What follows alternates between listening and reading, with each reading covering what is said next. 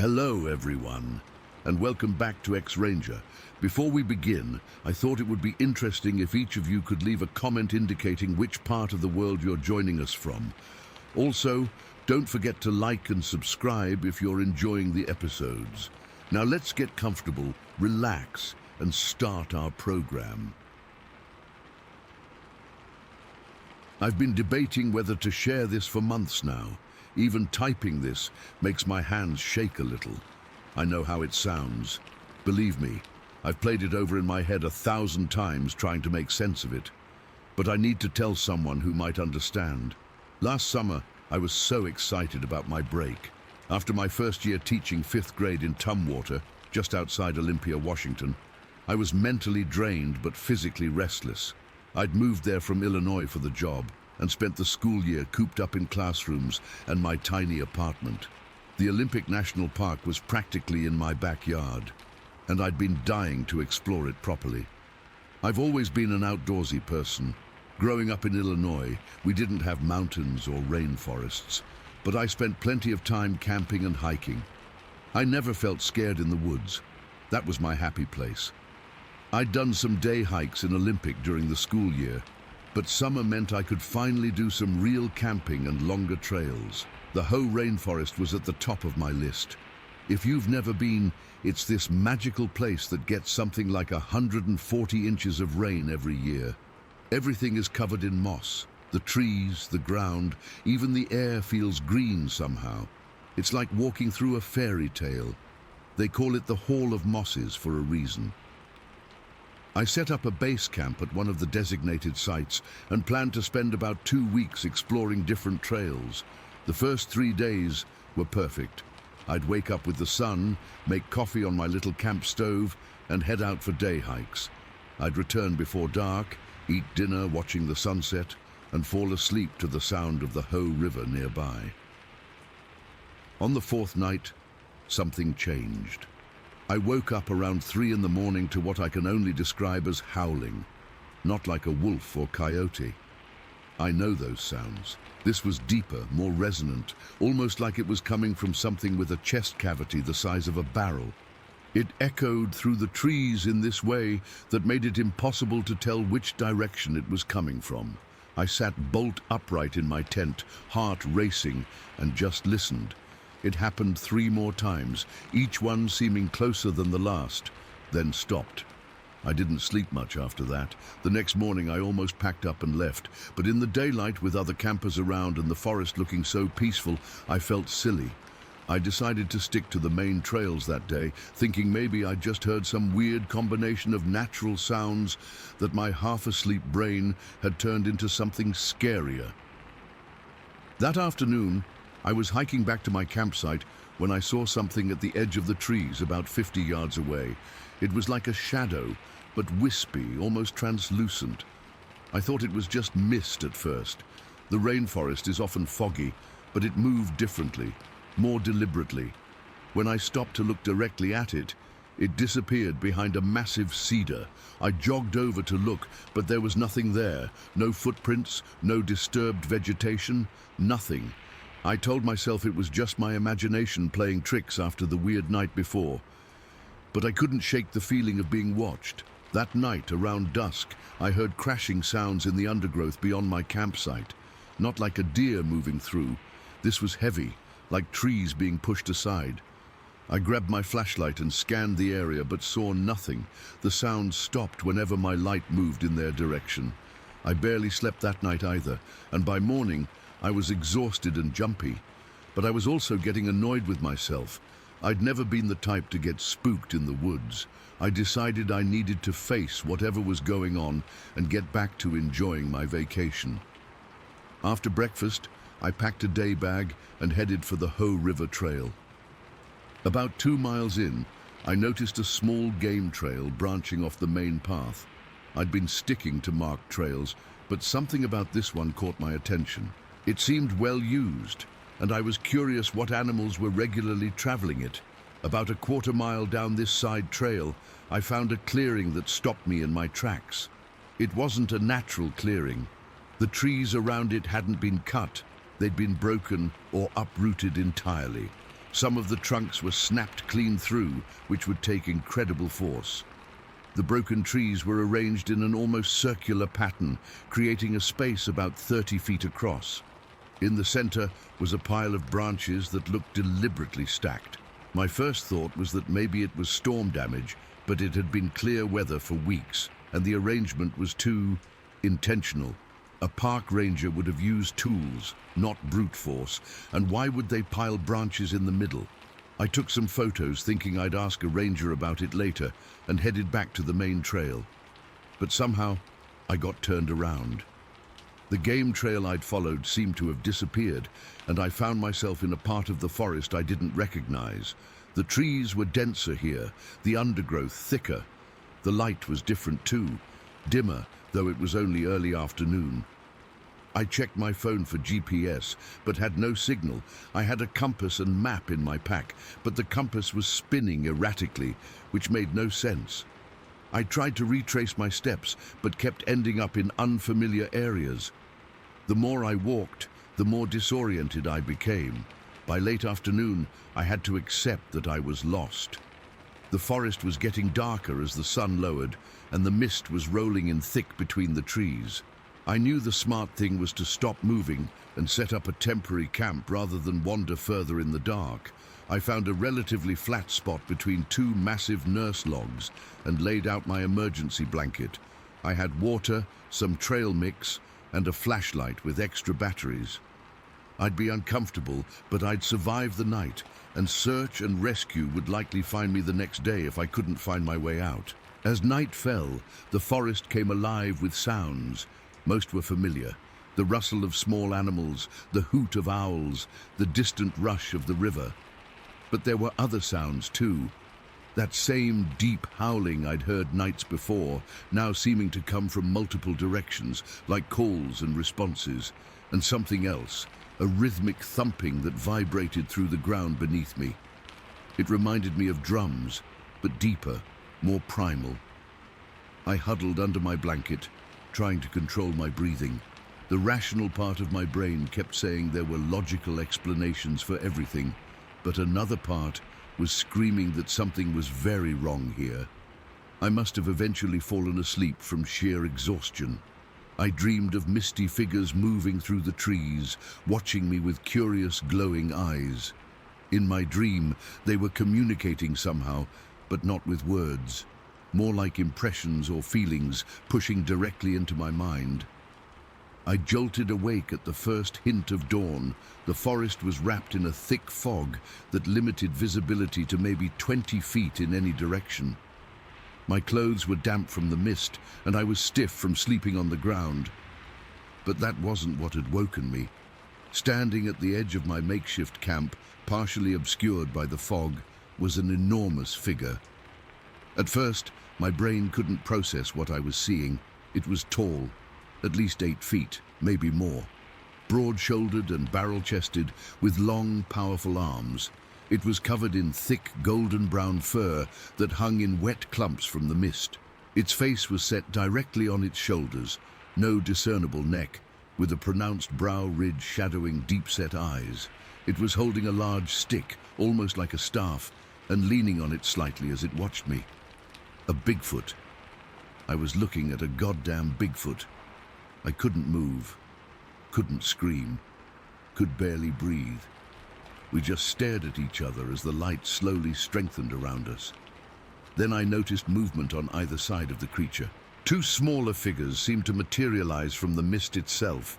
They were different, wispy, almost translucent, with large, perfectly circular eyes that reflected the dim light like mirrors. They moved with an unnatural fluidity, seeming to glide rather than walk. I don't know how long we all stayed like that, frozen in this impossible moment. Finally, driven by some instinct I didn't understand, I slowly raised my hand in greeting. "I'm lost," I said, my voice barely above a whisper. "Can you help me?" The Bigfoot tilted its head slightly, almost like it was considering my request. Then, without warning, it turned and melted into the fog. The wispy figures lingered a moment longer, their mirror-like eyes fixed on me, before they too disappeared. I sat there shaking for what felt like hours. When I finally gathered the courage to move, I packed up my few belongings and started walking in the direction I thought the main trail might be. The fog was still thick, making it hard to navigate, but I felt an urgency to get moving. Around midday, I heard voices calling my name. Search and rescue had found me, thank God. Apparently, another hiker had reported seeing my car at the trailhead for 2 days without movement and called it in. They'd been searching since dawn. "How did you find me?" I asked the lead rescuer as they checked me for injuries. I was pretty far off trail. "Followed your track," he said, pointing to the ground. "Someone dragging a stick through the forest. Made it easy." I looked down and saw a clear line in the undergrowth, like something had been dragged through it, creating a path directly to where I was sitting. A stick, like the one the Bigfoot had been holding. I never told the rescue team what I saw. How could I? But as they were leading me back to the trailhead, one of the rangers mentioned casually that people go missing in the deep rainforest more often than the Park Service likes to admit. "Most we find," he said. "Some we don't. The Ho has secrets." I moved back to Illinois a month later. I told everyone it was to be closer to family, which wasn't entirely a lie. But the real reason was that I couldn't sleep in my apartment anymore, knowing those woods were just miles away. I've been back to Washington once since then, to pack up the rest of my things. Friends invited me hiking, but I refused to go anywhere near those trails. When they pressed me about why, I made up something about a bad fall during my summer adventures. Later, I did some research and discovered that the Olympic Peninsula is considered a Bigfoot hotbed, with sightings going back centuries. The local indigenous tribes have legends about stick Indians and forest spirits that match what I saw with the Bigfoot. But what were those other things? The wispy figures with the mirror eyes? I haven't found anything in any folklore that quite matches them. I still don't know what to make of what happened. Was it real? Was I hallucinating from fear and exhaustion? But if it wasn't real, how did I end up exactly where the search team could find me? And why was there a trail like something dragging a stick that led right to me? All I know is that I'll never set foot in those woods again. There are things in this world we aren't meant to understand, and some of them are watching us from just beyond the tree line. Story 2. I've never told this story to anyone outside our team. It's been almost 30 years, but I still get chills thinking about that night in Glen Helen. Sometimes I wake up hearing those footsteps in my dreams. It was the spring of 1994, and I was working as a medic at this dirt racetrack in Glen Helen, California. The job wasn't glamorous, but it paid decent money. We'd mostly deal with broken bones, concussions, the usual stuff you'd expect when people race motorcycles and dune buggies at high speeds. That particular night was supposed to be routine.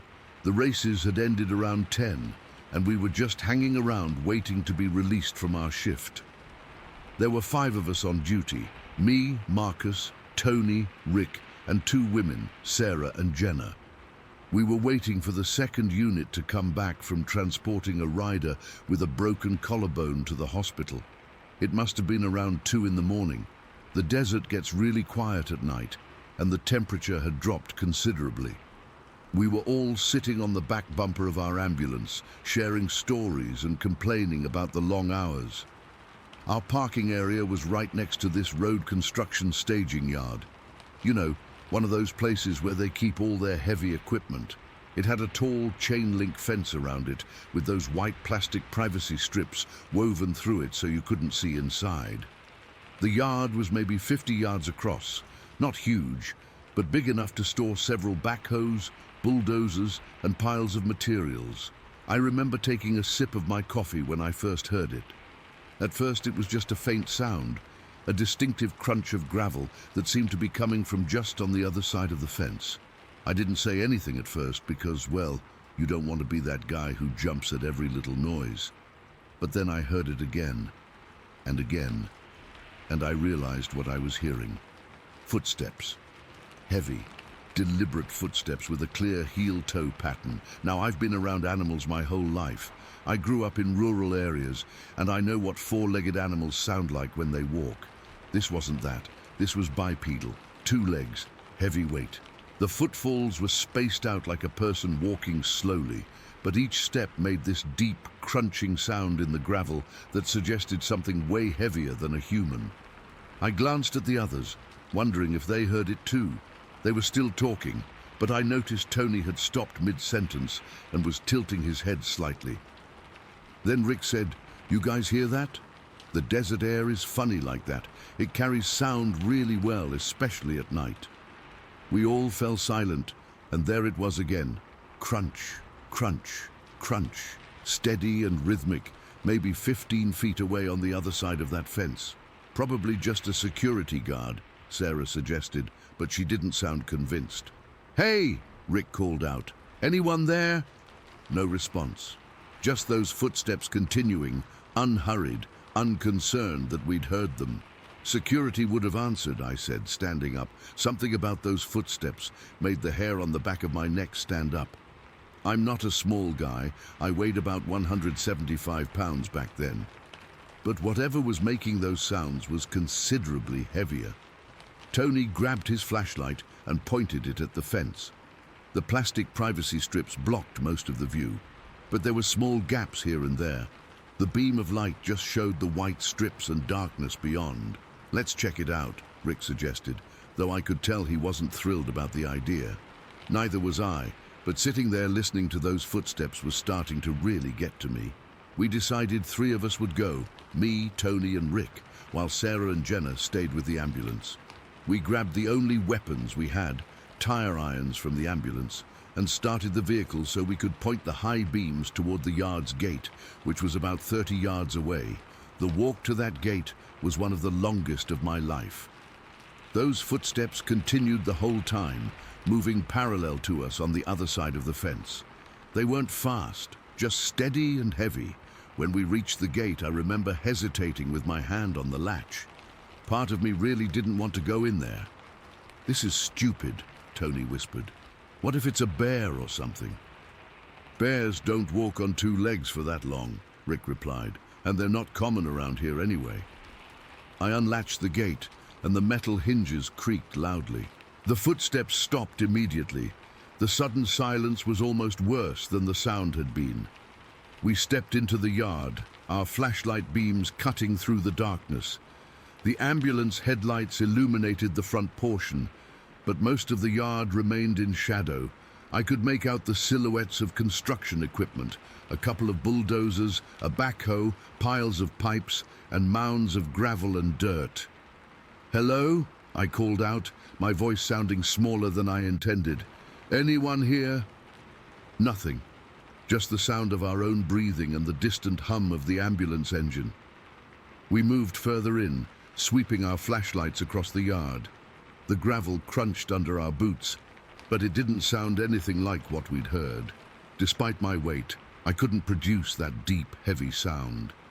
We'd made it about halfway across the yard when I caught movement out of the corner of my eye. A large shadow shifting between 2 pieces of equipment maybe 30 yards away. I swung my flashlight toward it, but there was nothing there. "You see that?" I whispered. "See what?" Tony asked, but I could tell from his tense posture that he'd noticed something too. The air felt different inside that yard, heavier somehow, and there was a faint smell I couldn't quite identify. Sort of musky, like wet dog, but stronger, with an undertone of something else, something wild. That's when we heard the footsteps again, but now they were behind us, closer to the gate than we were. We all spun around, but our flashlights revealed nothing but empty space between us and the entrance. "Fuck this," Rick muttered, and I couldn't agree more. We started backing toward the gate, keeping our flashlights pointed outward. The shadows between the equipment seemed to shift and move, but whenever I aimed my light directly at them, there was nothing there. It was like whatever was making those footsteps was always just outside our field of vision. When we reached the gate, we practically stumbled over each other getting out. I secured the latch, though I'm not sure why. If whatever was in there wanted out, I doubt a simple gate latch would stop it. Back at the ambulance, Sarah and Jenna looked terrified. We heard the footsteps moving around in there while you were inside, Sarah said. They were circling around you guys. That sent a chill down my spine. We'd only heard them behind us, but apparently they'd been all around us. We all climbed into the ambulance and locked the doors, feeling ridiculous, but too scared not to. Through the windows, we kept our eyes on the yard. For several minutes, nothing happened. Then, we heard the footsteps again, now at the far side of the yard, fainter, but still audible. They seemed to be moving away from us, toward the hills beyond. When the second unit finally pulled up 15 minutes later, we didn't mention what had happened. What could we say? We heard scary footsteps in the dark. We packed up quickly and left, all of us eager to get away from that place. The next day, I went back in daylight, curious and maybe trying to convince myself I'd overreacted. The yard looked completely ordinary. I walked on the gravel, trying to recreate the sound we'd heard. No matter how hard I stomped, I couldn't produce anything close to those deep, heavy crunches. I checked for tracks too, but the gravel was too loose and disturbed to show any clear impressions. What I did find, though, was a section of fence on the far side of the yard, the direction where we'd last heard the footsteps heading, where the top was bent outward, as if something tall and strong had climbed over it. None of us ever accepted another night shift at that location. We made excuses, switched schedules, whatever it took. When people asked why, we'd just say the place gave us the creeps. Over the years, I've tried to rationalize what happened. Could it have been a person? Maybe. But they would have had to weigh at least 300 pounds to make those sounds, and they would have had to be incredibly stealthy to avoid our flashlights. A bear, as Rick said, bears don't walk bipedally for extended periods, and they're uncommon in that area. Sometimes I wonder if it was what some people call a Bigfoot or Sasquatch. I never believed in that stuff before, and I'm still not sure what to think. All I know is that something was walking around that construction yard on two legs that night. Something heavy enough to make gravel crunch, like it was nothing. Something smart enough to stay just out of sight. The only physical evidence I have is a recording I made on my phone when I went back the next day, trying to recreate the footsteps. You can hear me walking on the gravel, and then I describe how different it sounded the night before. I've compared it to supposed Bigfoot recordings online, and there are similarities that still make me uneasy. To this day, I can't explain what happened in Glen Helen that spring night. But I know what I heard, what we all heard. And sometimes, when I'm camping or hiking and the night gets quiet, I find myself listening for those footsteps again, hoping I never hear them, but somehow knowing they're out there, somewhere in the darkness. Story 3. I can't believe I'm finally putting this into words after so many years. I've never told anyone the full story except my wife, and even she thinks I've embellished parts over time. But I swear on my father's grave, every word of what follows is true. My name is Samuel Pierce. I'm 93 years old now, but my mind remains sharp as a tack, especially regarding what happened that autumn day in 1879. Some memories fade with time, but others burn themselves into your mind so deeply that even the passage of decades can't dull their edges. William Morgan and I were both 19 that year. We'd been friends since childhood, growing up on neighboring farms in Orange County. Will was always the better shot, but I was the better tracker. Together, we made a decent hunting team, bringing home enough game to keep our families fed through most winters. That morning, October 18th to be precise, started like any other hunting day. The air had that distinctive fall crispness that makes your lungs feel clean when you breathe it in. The leaves had turned their brilliant colors, and a light frost covered the ground when we set out before dawn. My father had given me his Sharps rifle the previous Christmas, and I was still proud as a peacock to carry it. "Should be deer moving today," Will said, as we headed into the foothills of the Green Mountains. Pa says he saw 3 doe crossing our north field yesterday evening. The plan was simple. We'd head up to Hemlock Ridge, find a good spot overlooking one of the game trails, and wait. With winter approaching, we needed the meat. My family was counting on me. By mid-morning, we'd reached a rocky outcropping about 2 miles in. The spot gave us a good view of a small clearing below where deer often grazed. We settled in, speaking in hushed tones about mundane things, the harvest, the church social planned for the following weekend, Will's interest in the blacksmith's daughter. Around noon, we ate the bread and cheese we'd packed. Still no deer.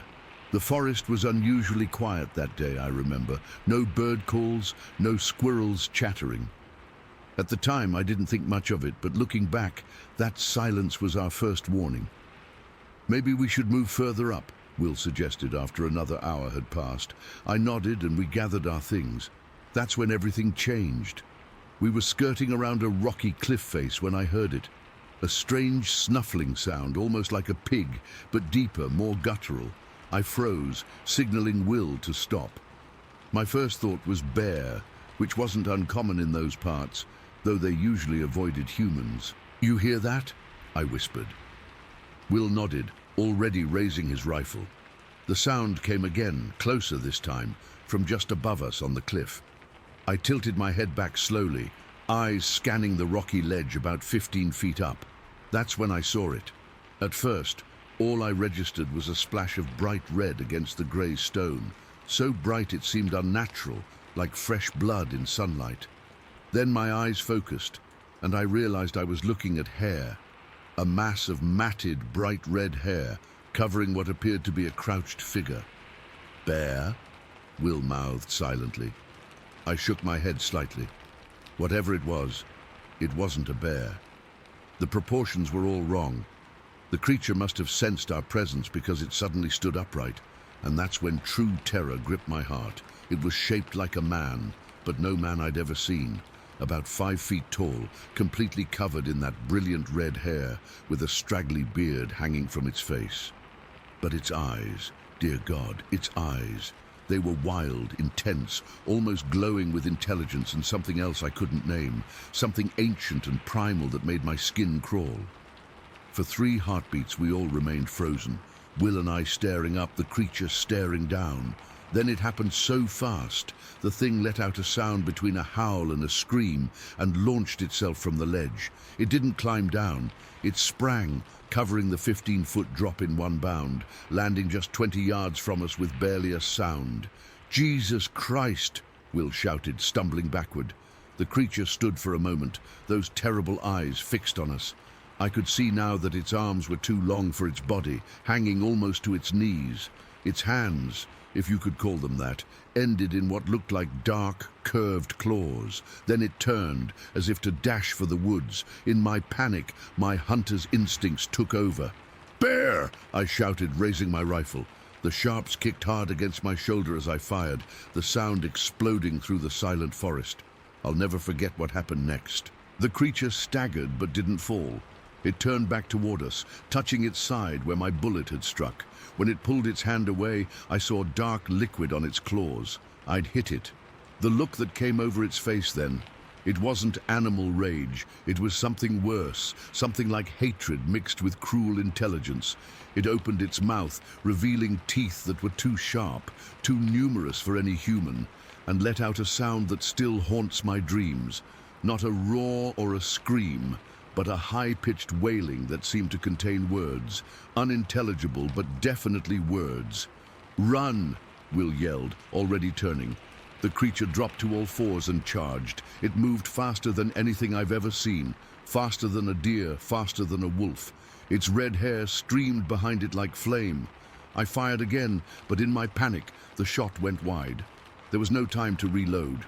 Will and I bolted, crashing through underbrush, leaping over fallen logs. I could hear it behind us, not the heavy gallop of a bear, but a quick, nimble pursuit that seemed to be toying with us. It would get close, so close I could hear its breathing, then fall back, only to approach again from a different angle. "It's herding us," Will gasped as we crashed through a thicket of brambles. He was right. The creature was driving us deeper into unfamiliar territory, away from the paths we knew. My lungs burned and my legs felt leaden, but terror kept me moving. We reached a steep slope and half ran, half slid down it. At the bottom, Will's foot caught on a root, and he went down hard, his rifle flying from his hands. I skidded to a stop, turning to help him. That's when I saw it perched at the top of the slope, silhouetted against the afternoon sky. It wasn't even breathing hard. It raised its head and let out another of those wailing cries, then started down toward us with terrible purpose. "Leave the guns," Will shouted, scrambling to his feet. "Just run!" It was the hardest thing I've ever done, abandoning my father's rifle, but Will was right. We couldn't stop to retrieve his weapon, and I had no time to reload mine. We dropped everything, our guns, our ammunition pouches, even the game bags with our food. The next hour is a blur in my memory. We ran until our legs gave out, then crawled until we could run again. The woods I'd known all my life became an alien landscape of looming shadows and hidden threats. Several times we thought we'd lost it, only to hear that terrible wailing cry from somewhere behind us or, worse, from somewhere ahead. The sun was starting to set when we finally reached the edge of the Williamson farm. The first sign of civilization we'd seen since our ordeal began. Only then did the sounds of pursuit fade. We burst from the tree line, bloody from brambles, clothes torn, faces scratched and wild. Old man Williamson was in his yard and nearly shot us, thinking we were madmen or vagrants. "What in God's name happened to you boys?" he demanded after recognizing us. Will and I looked at each other, both knowing how insane our story would sound. "Bear," Will finally said. "Big one. Chased us for miles." It was the story we stuck to publicly. Who would believe the truth? A small, red-haired creature, part man and part beast, with eyes that held malevolent intelligence. We'd be laughed out of the county, but privately we knew, and we made a pact that night, huddled in Williamson's kitchen, drinking coffee laced with whiskey to stop our shaking. We would never return to that part of the mountains again. We never did get our rifles back. My father was furious about the sharps, but something in my face must have convinced him not to push too hard. "Just a gun," he finally said, clapping my shoulder. "You came back. That's what matters."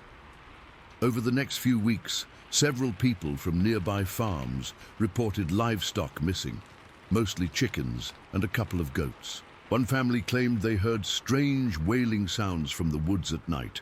The incidents continued through November, then stopped when the first heavy snow fell. Will and I never discussed what we saw with anyone else, but sometimes when we were alone, we'd try to make sense of it. Will thought it might be some kind of missing link between man and ape, like the scientific journals were discussing. I wasn't so sure. There was something about those eyes, something that felt older than mankind itself. A year later, Will moved west, eventually settling in Colorado. We exchanged letters for decades, and he never once returned to Vermont. I stayed, married my sweetheart Eliza, and raised 6 children, but I never went hunting in the Green Mountains again. Over the years, I've heard whispered stories about the Red Devil of Orange County. Most folks treat it as a campfire tale to scare children, but every few years, someone comes out of those mountains white-faced and shaking, telling of glimpsing a red-haired creature watching them from behind trees. I'm an old man now. Most who would remember that day are long dead, including Will, who passed 10 years ago. I've never spoken publicly about what happened, but with my own time growing short, I feel compelled to record it somewhere. Whatever we encountered that day wasn't just an animal. It wasn't a man either. It was something in between, something that shouldn't exist in a rational world, but exist it did. And for all I know, it still does, roaming those ancient mountains, watching with those terrible, knowing eyes. Sometimes at night, when the wind blows a certain way, I think I can hear it, that high, wailing cry echoing from the distant peaks. And even now, 93 years old and feeble, I feel my heart race with the same primal fear I felt that day. So if you're ever hunting in the Green Mountains of Orange County and the forest goes quiet around you, too quiet, don't ignore it like we did. Leave immediately. And if you glimpse a flash of bright red hair among the trees, don't shoot, just run. Run, and don't look back. Story 4. It was July 24th, a date permanently burned into my memory. My wife Lisa and I had been planning this camping trip for months, a chance to get away from the constant buzz of technology and reconnect with nature. We brought our 10-month-old son Ethan, and Lisa's sister had asked if her daughter and 3 friends could join us since they'd never been camping before. The girls were all 15 and 16, Megan, Lisa's niece, Kayla, Taylor, and Jess. I was hesitant at first about bringing 4 teenagers who would probably complain the whole time, but they were actually pretty excited about it. Fourth Lake is about 3 hours from our house, nestled in a densely wooded area that feels completely removed from civilization. We arrived around noon and spent the day setting up our campsite, one large tent for us and Ethan and another for the girls. We went hiking, taught the girls how to fish. Taylor actually caught a decent-sized trout, and had a campfire dinner with s'mores. It was perfect, exactly the peaceful family outing we'd hoped for.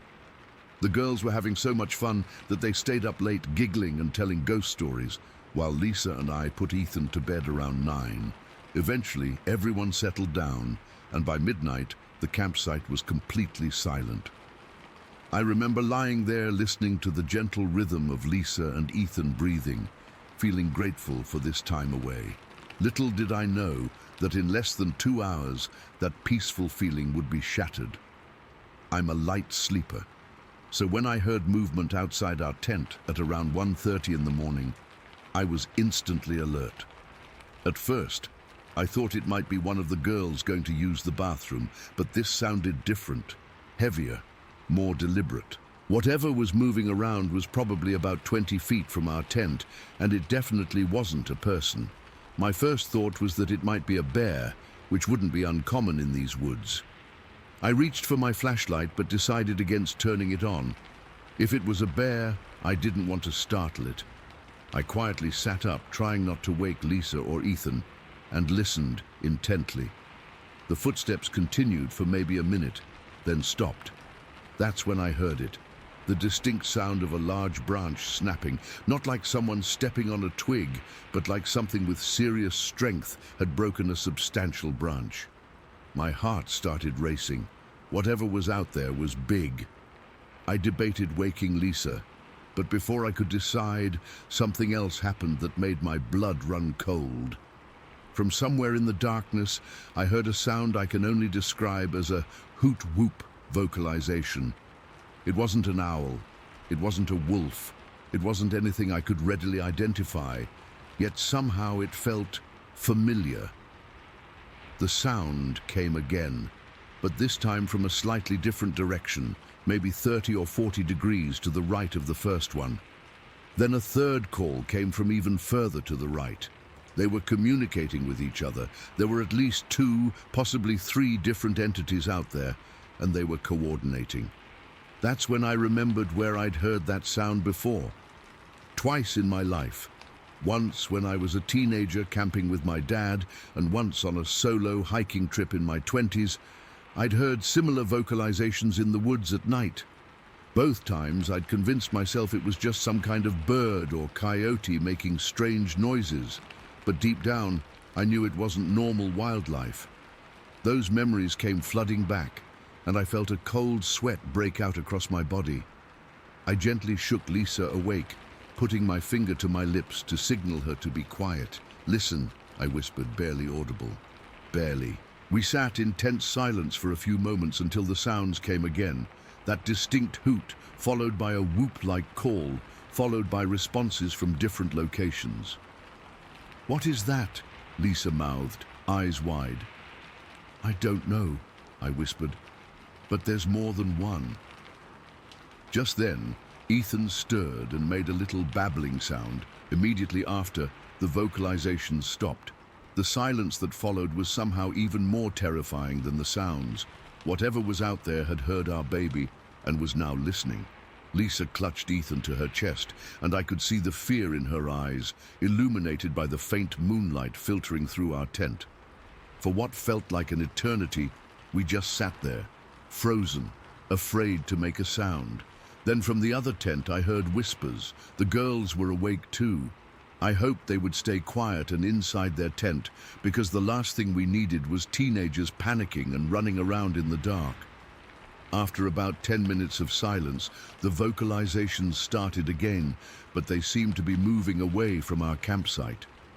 For the next 2 hours, we listened as these calls echoed through the forest, sometimes closer, sometimes further away, but always in communication with each other.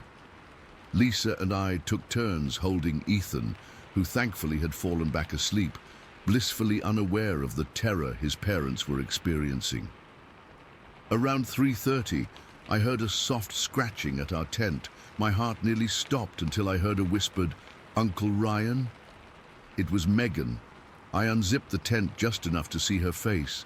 The poor kid looked terrified. "What are those noises?" she asked, her voice trembling. "Probably just some animals," I lied, trying to sound calm. "Go back to your tent and try to get some sleep. Everything's fine." But everything wasn't fine, and I could tell she knew it. "The others are really scared," she whispered. "Jess is crying." "Tell them to stay in the tent and be as quiet as possible," I instructed. "We'll be fine as long as we don't make too much noise." Megan nodded and crawled back to the other tent. I zipped ours back up and turned to Lisa, who was clutching Ethan like she'd never let him go. "What are we going to do?" she whispered. "Wait until daylight," I replied, trying to sound more confident than I felt. "They don't seem interested in us, they're just passing through." But around 4 in the morning, the dynamic changed. The vocalizations, which had been moving away for hours, suddenly started getting closer again, and this time they sounded different, more agitated, more frequent. It was like they'd found something, or maybe lost something, and were communicating about it intensely. I could hear the girls whimpering in their tent. Lisa was silently crying while holding Ethan. I was desperately trying to think of what to do if these things, whatever they were, decided to approach our tents. I had a hunting knife and bear spray in my backpack at the foot of our sleeping area. I quietly reached for both, keeping the knife in one hand and the spray ready in the other. I've never felt more helpless in my life, responsible for my infant son, my wife, and 4 teenage girls, with only a knife and some spray between us and whatever was out there. The calls continued to get closer, and then something happened that I still have nightmares about. Something large moved directly between our 2 tents. I couldn't see it, but I could feel the ground vibrate slightly with each step. Whatever it was bipedal. The footsteps had a human-like rhythm, but much heavier. And it smelled. Not like an animal exactly, but a musky, earthy odor that seemed to seep through the tent fabric. I heard one of the girls let out a muffled scream, quickly stifled, probably by one of the others covering her mouth. The footsteps paused right between our tents. I could hear deep breathing. I was holding my own breath, knife clutched so tightly my knuckles were white, staring at the tent wall and half expecting to see a massive hand press against it at any moment. Then one of the others made that hoot-whoop sound from further away, and the one between our tents responded with a similar call. But being so close, the volume was incredible. It was deep and powerful, vibrating in my chest like a subwoofer. Lisa clamped her hand over her mouth to stop from screaming, and Ethan woke up with a startled cry. The thing outside our tent made a different sound then, something like a low grumble, and then moved away with surprising speed. The footsteps faded into the distance, followed by more vocalizations from different locations, all moving away from our campsite. For the rest of the night we could hear them calling to each other, but they didn't come close again. None of us slept. We just sat there in the dark, listening, waiting for dawn. I've never wanted to see the sun so badly in my life. When the first light finally came around 5:30, the woods fell silent. I waited another half hour before cautiously unzipping our tent and stepping outside.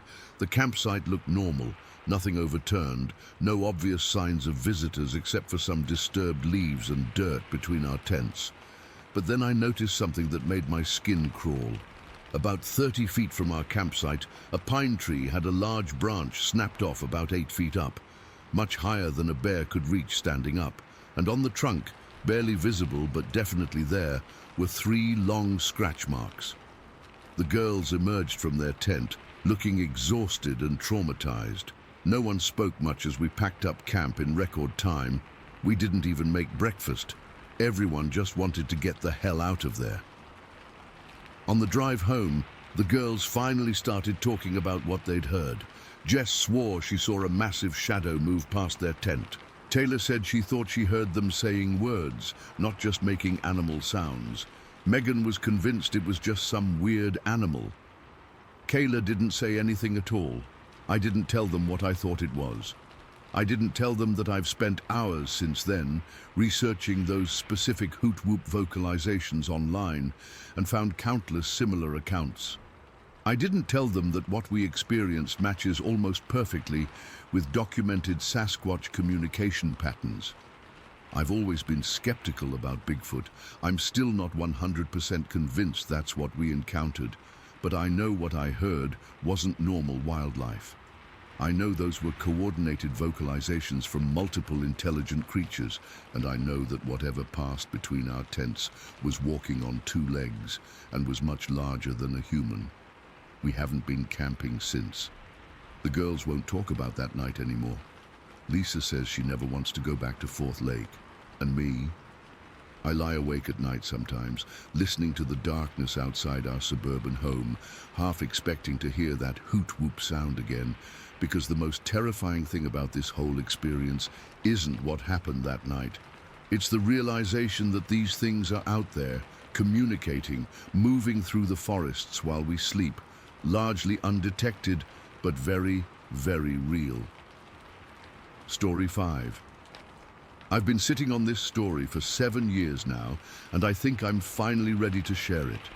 I still get chills thinking about it, and I'm not sure if writing it all out will make me feel better or worse. But here goes. I was 12 years old, living in Vienna, Johnson County, a tiny dot on the map in southern Illinois that most people have never heard of. It was a cold Saturday in January, the kind where the sky is perfectly clear, but the air bites at your face. My cousin Tommy and I were bored out of our minds, cooped up at his house all morning while our parents chatted in the kitchen. "Let's go exploring," Tommy suggested, and I immediately agreed. We knew all the trails behind his house like the back of our hands. They wound through the woods and eventually sloped down to this swampy area that connected to the Cache River. Our parents always warned us not to wander too far, but we were 12. So of course we ignored them. We bundled up in our winter jackets, grabbed some snacks from the kitchen, and told our parents we were just going out to play in the yard. They barely looked up from their coffee as we slipped out the back door. The ground was hard beneath our feet, frozen from the January cold. Our breath formed little clouds in front of our faces as we trudged along the familiar path into the woods. It must have been around 2 in the afternoon by then, and the winter sun was already starting its early descent. "I bet we'll see some deer today," Tommy said, as we followed the trail deeper into the woods. "Dad said he saw a whole bunch of them yesterday evening." I remember feeling so grown up, like we were real adventurers out there on our own. The woods were quiet, except for the occasional bird call and the crunch of our boots on the half-frozen ground. Everything felt normal, safe. I had no idea how quickly that was about to change. About 45 minutes into our walk, we reached this clearing we both loved. The path opened up with the swampland on one side and dense woods on the other. It was our favorite spot to watch for deer and other wildlife. The cattails in the swamp were brown and brittle in the winter air, and patches of ice covered parts of the murky water. Tommy was telling me about some video game he'd gotten for Christmas, and I was half listening, scanning the tree line for any movement that might indicate deer were nearby. That's when I heard it, something crashing through the woods to our left. Not like a squirrel or even a deer. This was heavy, breaking branches and rustling leaves. "Did you hear that?" I whispered, grabbing Tommy's arm. He nodded, his eyes wide. We both turned toward the sound, freezing in place like statues. And then I saw it.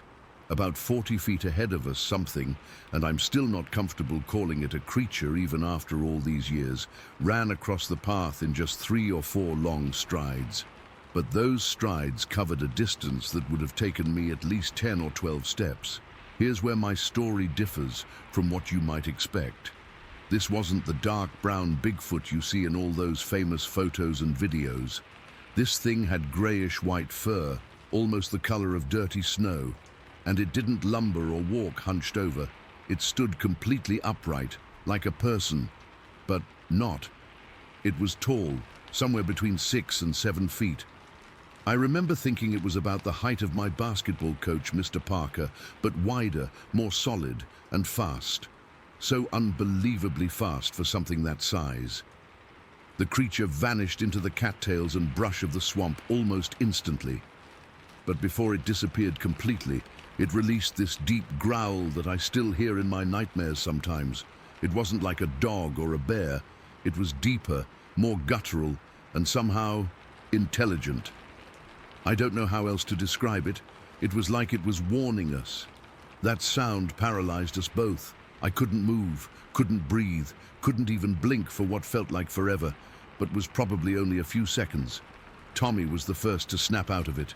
"Run!" he screamed, grabbing my sleeve. We took off back up the trail toward his house, running faster than I'd ever run in my life. The ground was slippery with patches of ice and frozen mud, and I remember falling once, my knee hitting a rock so hard I thought I'd broken something. Tommy never let go of my sleeve, practically dragging me back to my feet before I'd even fully fallen. "Don't stop, don't stop," he kept yelling, his voice high and panicky. My lungs burned from the cold air and exertion. My knee throbbed, but the fear was so overwhelming that I barely noticed the pain. All I could think about was getting away from whatever we'd just seen. I kept glancing over my shoulder, expecting to see that white figure bursting out of the woods behind us, but the trail remained empty. Still, I couldn't shake the feeling that we were being watched, that it was following us, maybe parallel to the trail, but hidden among the trees. We didn't slow down until we could see the back of Tommy's house through the trees. We burst into the kitchen, gasping for breath, faces red from the cold and exertion, clothes muddy from our frantic escape. "What in the world happened to you two?" Tommy's mum exclaimed, looking up from where she was preparing dinner. We tried to explain, talking over each other, words tumbling out in a jumbled mess about a white Bigfoot and a terrifying growl. I'm sure we sounded completely hysterical. The adults exchanged those looks that grown-ups give each other when kids are being ridiculous. Tommy's dad suggested it was probably just a dog, maybe someone's Great Pyrenees that had gotten loose. My uncle said it could have been a bear, though bears aren't common in our area. "You boys have been watching too many of those monster shows," my dad said, chuckling. He ruffled my hair like I was a little kid. "Come on, Jason, there's no such thing as Bigfoot, especially not a white one." But they hadn't seen what we saw. They hadn't heard that growl. For the next 2 years, I became known as the kid who saw the white Bigfoot. Some of my classmates thought it was cool, but most just teased me about it. Tommy backed up my story at first, but after a few months of relentless teasing, he started saying maybe it was just a deer or a big dog like his dad had suggested. I couldn't blame him. It's hard to stick to a story that makes everyone look at you like you're crazy. But I knew what I saw, and it wasn't a deer or a dog or a bear. Fast forward to the fall when I was 14. My friend Alex was over at my house, and somehow the topic of my white Bigfoot came up. He'd moved to Vienna the year before, so he hadn't been around for the initial teasing, but he'd heard the story from other kids. "Come on, man," he said, shoving my shoulder playfully. "You can tell me the truth. You guys made it up, right?" "We didn't," I insisted. "I know what I saw." Alex got this mischievous look in his eyes. "Prove it. Take me there." I didn't want to go back. I'd avoided those trails for 2 years. finding excuses whenever my family wanted to go hiking or when friends suggested exploring the woods. But with Alex staring at me, challenging me, I felt like I had no choice. I had to prove I wasn't a liar or a weirdo. So that very day, a cool, late fall afternoon with the trees half bare and leaves crunching under our feet, we headed down the same trail behind Tommy's house. Tommy refused to come with us, claiming he had homework, but I knew the real reason. "So this is where the famous white Bigfoot lives," Alex joked as we walked deeper into the woods. "Ooh, I'm so scared."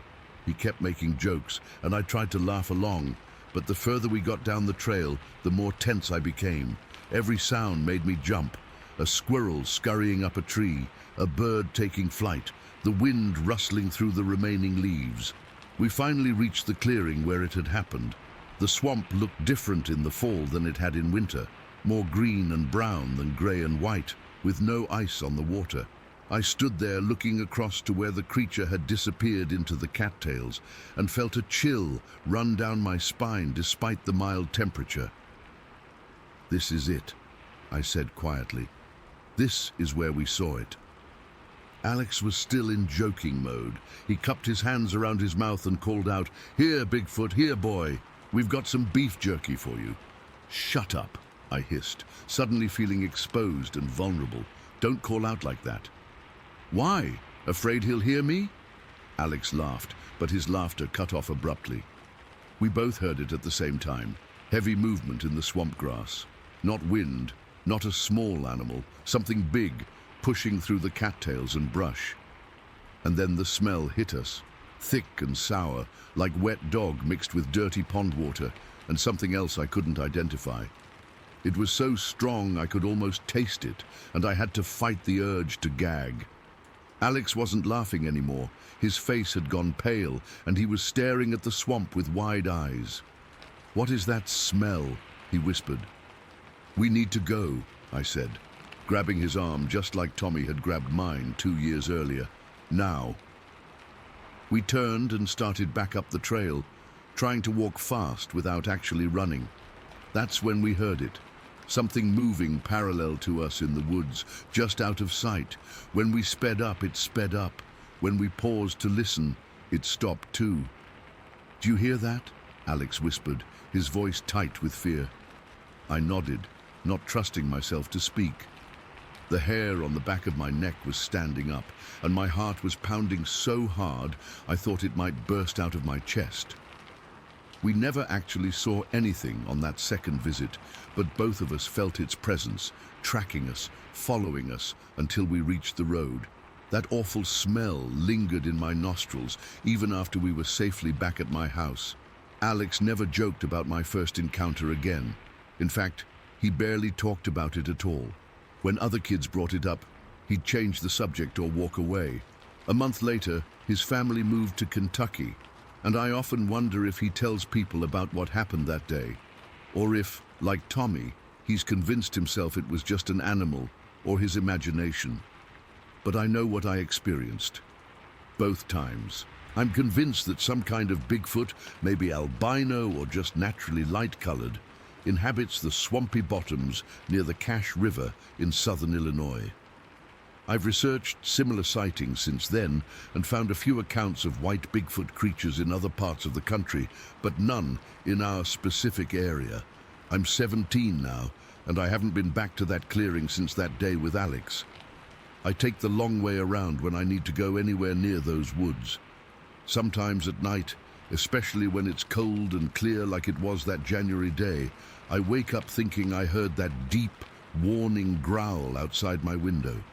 And sometimes, when the wind blows in from the direction of the swamp, I catch a whiff of that sour, wild smell, and I know it's still out there, watching and waiting. Story 6. I've never shared this with anyone outside my immediate family before.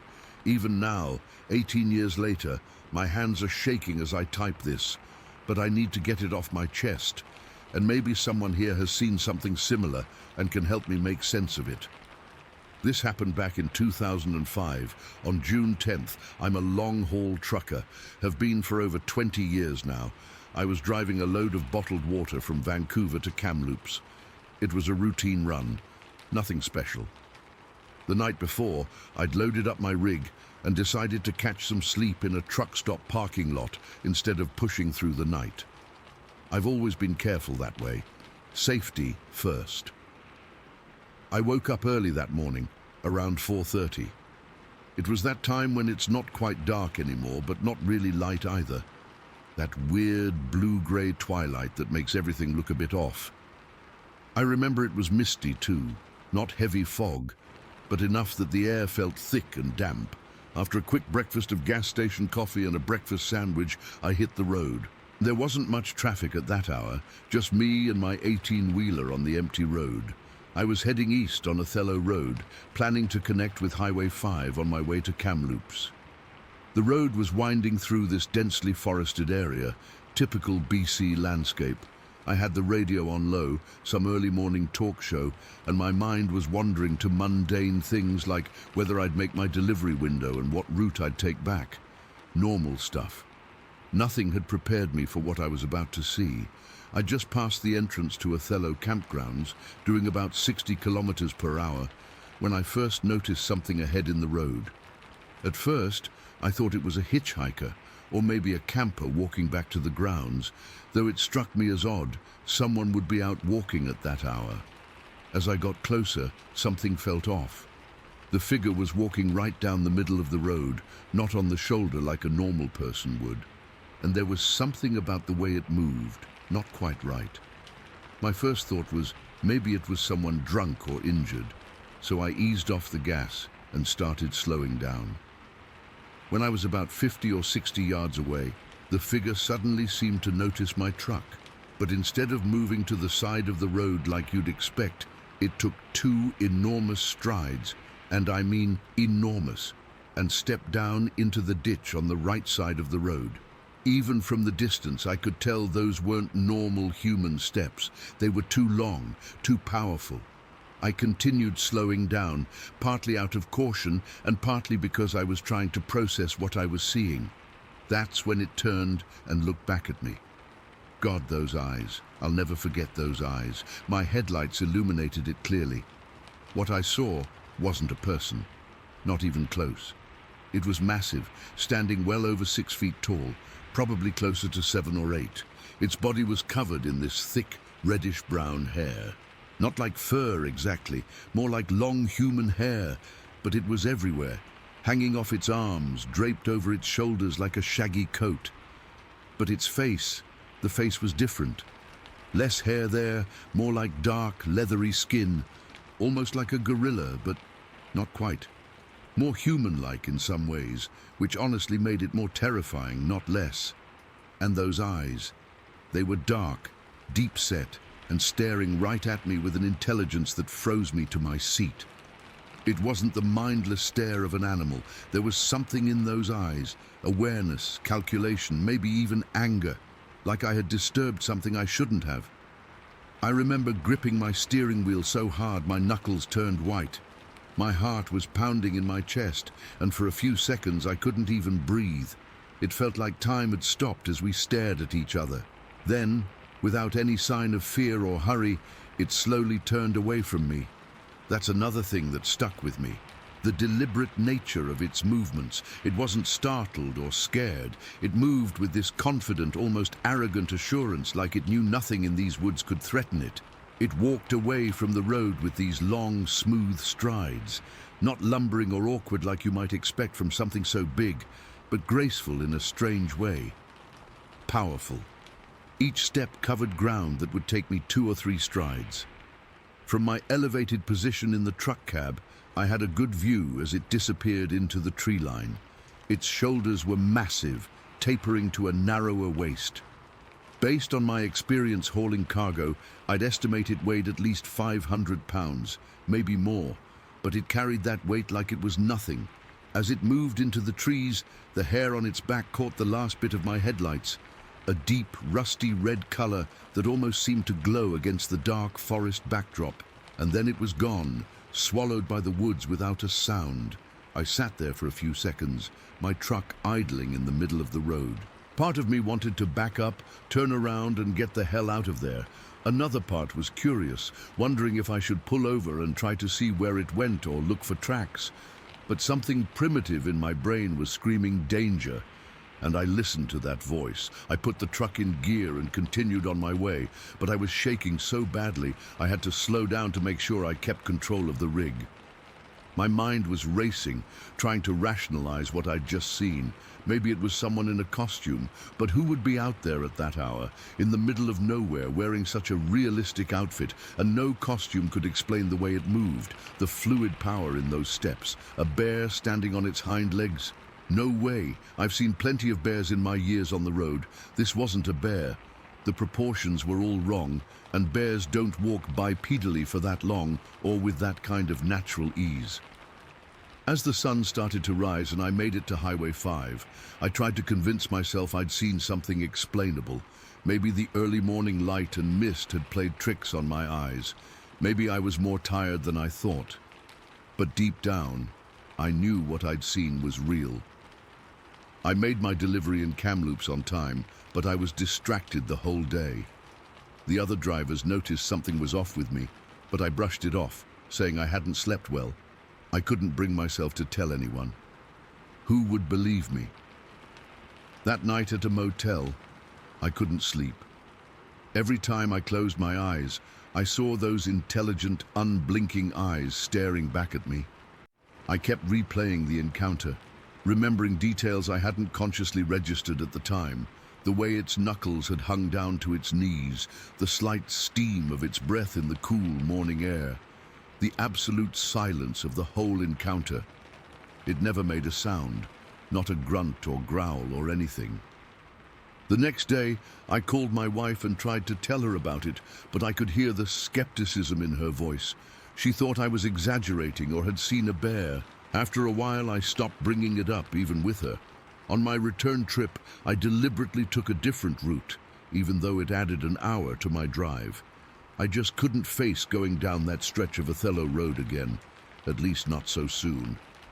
In the weeks after, I did some research, found out the area around Athol has had Sasquatch sightings before, learned that the native peoples of the region have stories about similar creatures going back centuries.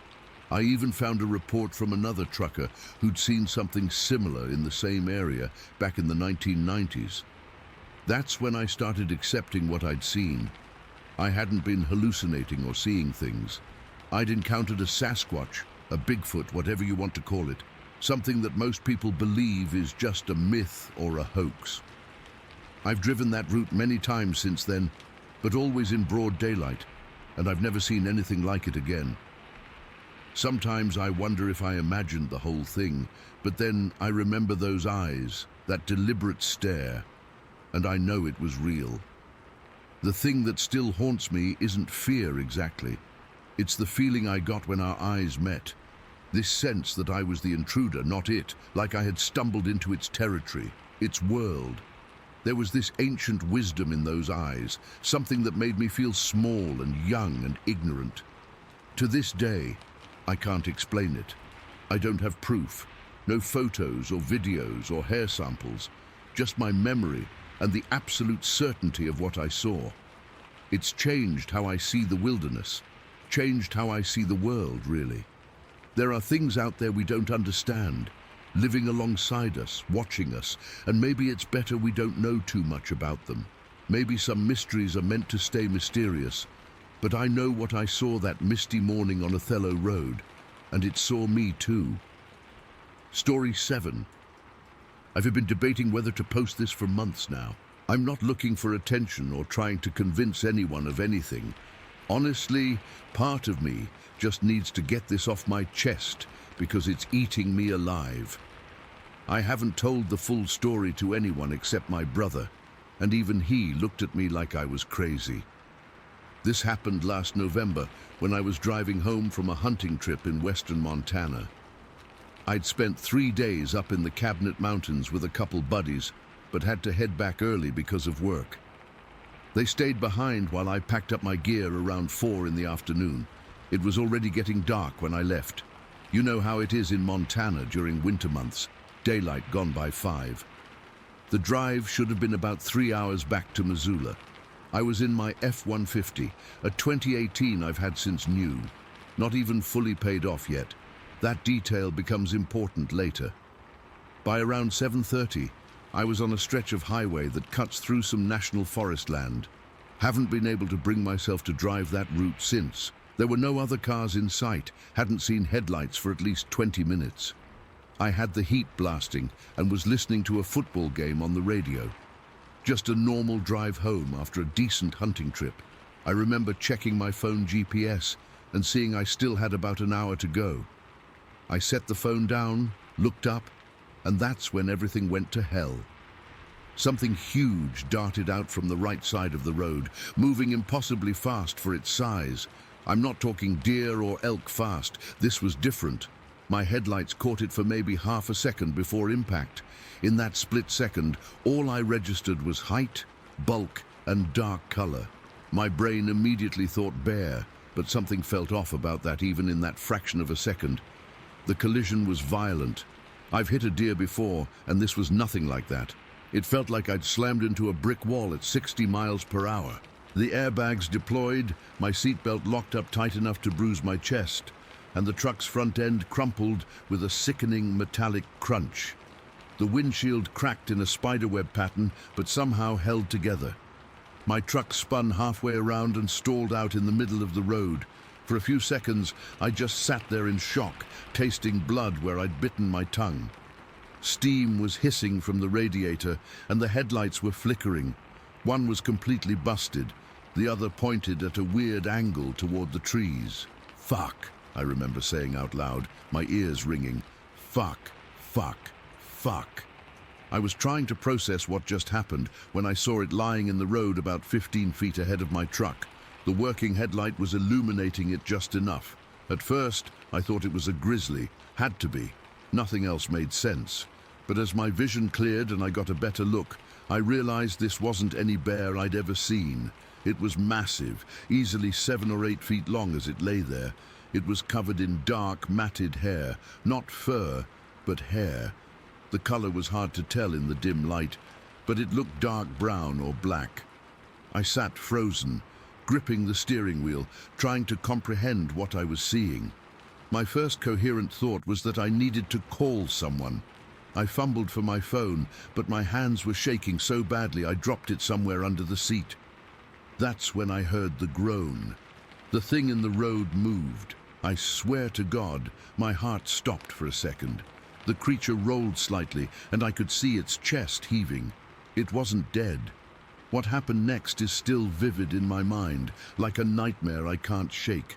The creature pushed itself up onto all fours, even hunched over. It was massive, shoulders wider than my truck's hood. Then it got up, not fully upright, but in a position somewhere between crouching and standing, and it turned toward me. I've spent my life in Montana. I've encountered just about every animal you can find in these woods. I've seen grizzlies up close, even had a mountain lion stalk me once during bow season. But this was different. This wasn't an animal I recognized. Its face was wrong. That's the only way I can describe it. Flat and wide, with a pronounced brow. The eyes caught the light from my headlight, reflecting back a dull reddish glow. Not like typical animal eyeshine, more like embers burning deep in its face. In that moment, my brain finally caught up to what my eyes were seeing. This was no bear. This was something else entirely, something that shouldn't exist. The creature took a step toward my truck, then another. It was limping badly but moving with purpose, directly toward me. I tried to start the engine, but it just made a grinding noise. I hit the locks, a pointless, instinctive action. Part of me knew locks wouldn't matter. It covered the distance to my truck in 2 lurching strides. I could smell it now. A powerful, musky odor mixed with something foul, like wet fur and rotting vegetation. Up close, I could see that its right leg appeared damaged from the impact, but it didn't seem to care. Then it did something that still gives me nightmares. It reached out with arms that seemed too long for its body and grabbed the driver's side door. With a strength I can't even comprehend, it ripped the door completely off its hinges. The sound of tearing metal filled the air, followed by the thud of my door hitting the pavement. I was fully exposed now, still strapped in by my seatbelt. The creature leaned in, its face mere inches from mine. Its breath was hot and reeked of decay. I could see its teeth, not like a bear's, but not quite human either, somewhere in between and yellowed with age. I'm not ashamed to admit I pissed myself right then and there. I was certain I was going to die. With one swipe of its massive hand, it tore through my seatbelt like it was made of paper. Then it grabbed me by the front of my hunting jacket and yanked me out of the truck with such force that my shoulder dislocated instantly. The pain was excruciating, but the adrenaline and terror somewhat muted it. It threw me onto the pavement. I landed hard on my back, the wind knocked out of me. I lay there gasping, staring up at this enormous creature as it loomed over me. Blood was dripping from a wound on its side. My blood, or its blood, I couldn't tell. The creature made a sound then, not quite a growl, not quite a roar, but something primal that resonated in my chest. It was communicating anger, pain, and something else I couldn't identify. Intelligence, maybe. Purpose. Whatever it was, I knew this wasn't just an animal acting on instinct.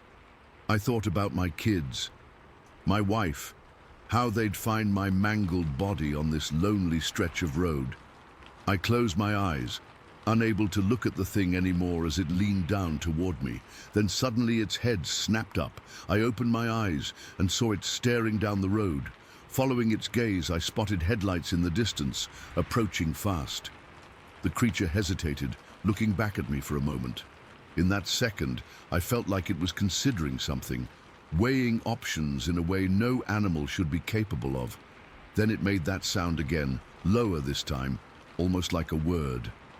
Before the approaching car got close enough, the creature turned and bolted away. Despite its injured leg, it moved with shocking speed, loping down the road for about 50 yards before veering off into the tree line. I've never seen anything that large move so quickly. It was simply gone, swallowed by the darkness of the forest. I lay there on the pavement, unable to move, staring at the spot where it had disappeared. The approaching car slowed and stopped. It was a couple in an old Subaru, tourists from Washington who were lost and trying to find their way to a cabin they'd rented. The man helped me up while the woman called 911. They kept asking what happened, if I'd hit a moose or a bear. I couldn't form words at first. When I finally could speak, I said I'd hit a bear and lost control. It seemed easier than trying to explain what actually happened. The state trooper who arrived 40 minutes later bought the bear story completely. He said bears were active in the area, especially with the unseasonably warm fall we'd had. He took photos of my truck, called a tow, and drove me to the hospital in the nearest town. At the hospital, they treated me for a dislocated shoulder, lacerations, and minor contusions. The doctor asked about the bruising on my chest that looked like finger marks. I said I got thrown around during the crash. He seemed skeptical, but didn't press further. I've spent the last 6 months trying to make sense of what happened. I've researched obsessively, looking into every possible explanation. I know what I saw. I know what attacked me. It was a Bigfoot, a Sasquatch, whatever you want to call it, and it wasn't the gentle forest guardian from documentaries or the bumbling creature from beef jerky commercials. It was powerful, intelligent, and violent when provoked. Insurance covered my truck as an animal collision. I've got a new F-150 now, but I can't drive it at night without breaking into a cold sweat. I haven't been hunting since. The thought of being in those woods after dark paralyzes me with fear. I still catch myself searching the tree line whenever I drive past forested areas. I've become obsessed with checking the locks in my house every night. My wife thinks I'm suffering from PTSD from the bear attack. She's not entirely wrong. I don't know why I'm sharing this now. Maybe because spring is coming and people will be hiking and camping in those same woods. Maybe because keeping it bottled up is driving me crazy. Or maybe because part of me hopes someone else has seen what I saw and can tell me I'm not losing my mind. All I know is that something is out there in the Montana wilderness. Something that walks on two legs when it wants to. Something that can tear a truck door off its hinges and that moves faster than anything its size should be able to move. And sometimes, late at night when I can't sleep, I swear I can still smell that musky, foul odor, like it somehow followed me home. Story 8. I've been leading backpacking trips in Wari National Forest for almost 15 years now. It's a job I love.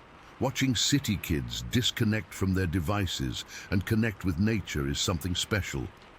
The Wood Run section has always been my favorite area to take groups, especially the Super Tree Loop Trail. I know every inch of that trail system, every overlook, every creek crossing, every campsite. After thousands of miles hiked there, I thought I understood the forest and its rhythms. I was wrong. What happened last winter still gives me chills. I can't explain it, and I'm not sure I want to. I've spent my adult life in these woods and consider myself a rational person who understands the natural world. But now, I'm not so sure what's out there. It started during our December trip. We had a small group, just 6 kids, ages 12 to 14, plus myself and another guide, Rick. The Super Tree Loop is perfect for winter trips because it offers good protection from the wind, reliable water sources, and several established primitive campsites.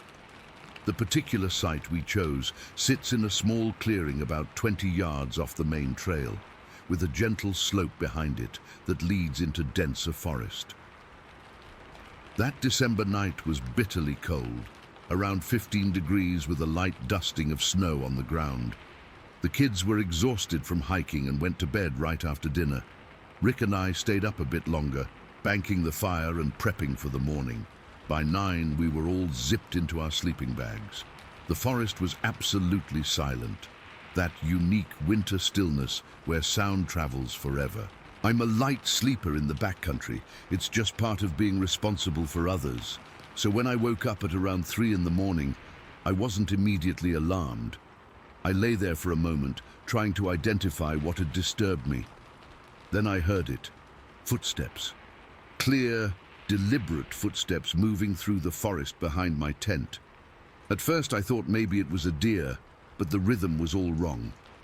Deer move with a distinctive 4-beat pattern. This was bipedal. Left, right, unmistakably walking on 2 legs.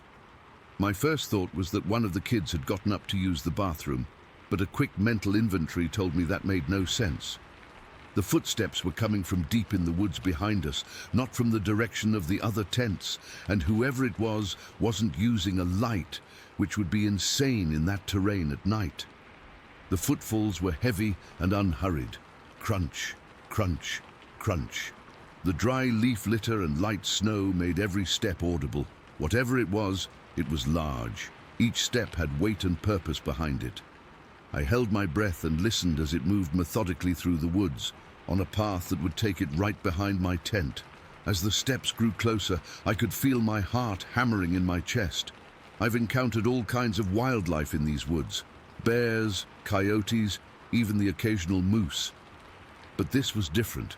This moved with intention, with confidence, like it knew exactly where it was going despite the pitch darkness. The footsteps passed directly behind my tent, maybe 10 feet away.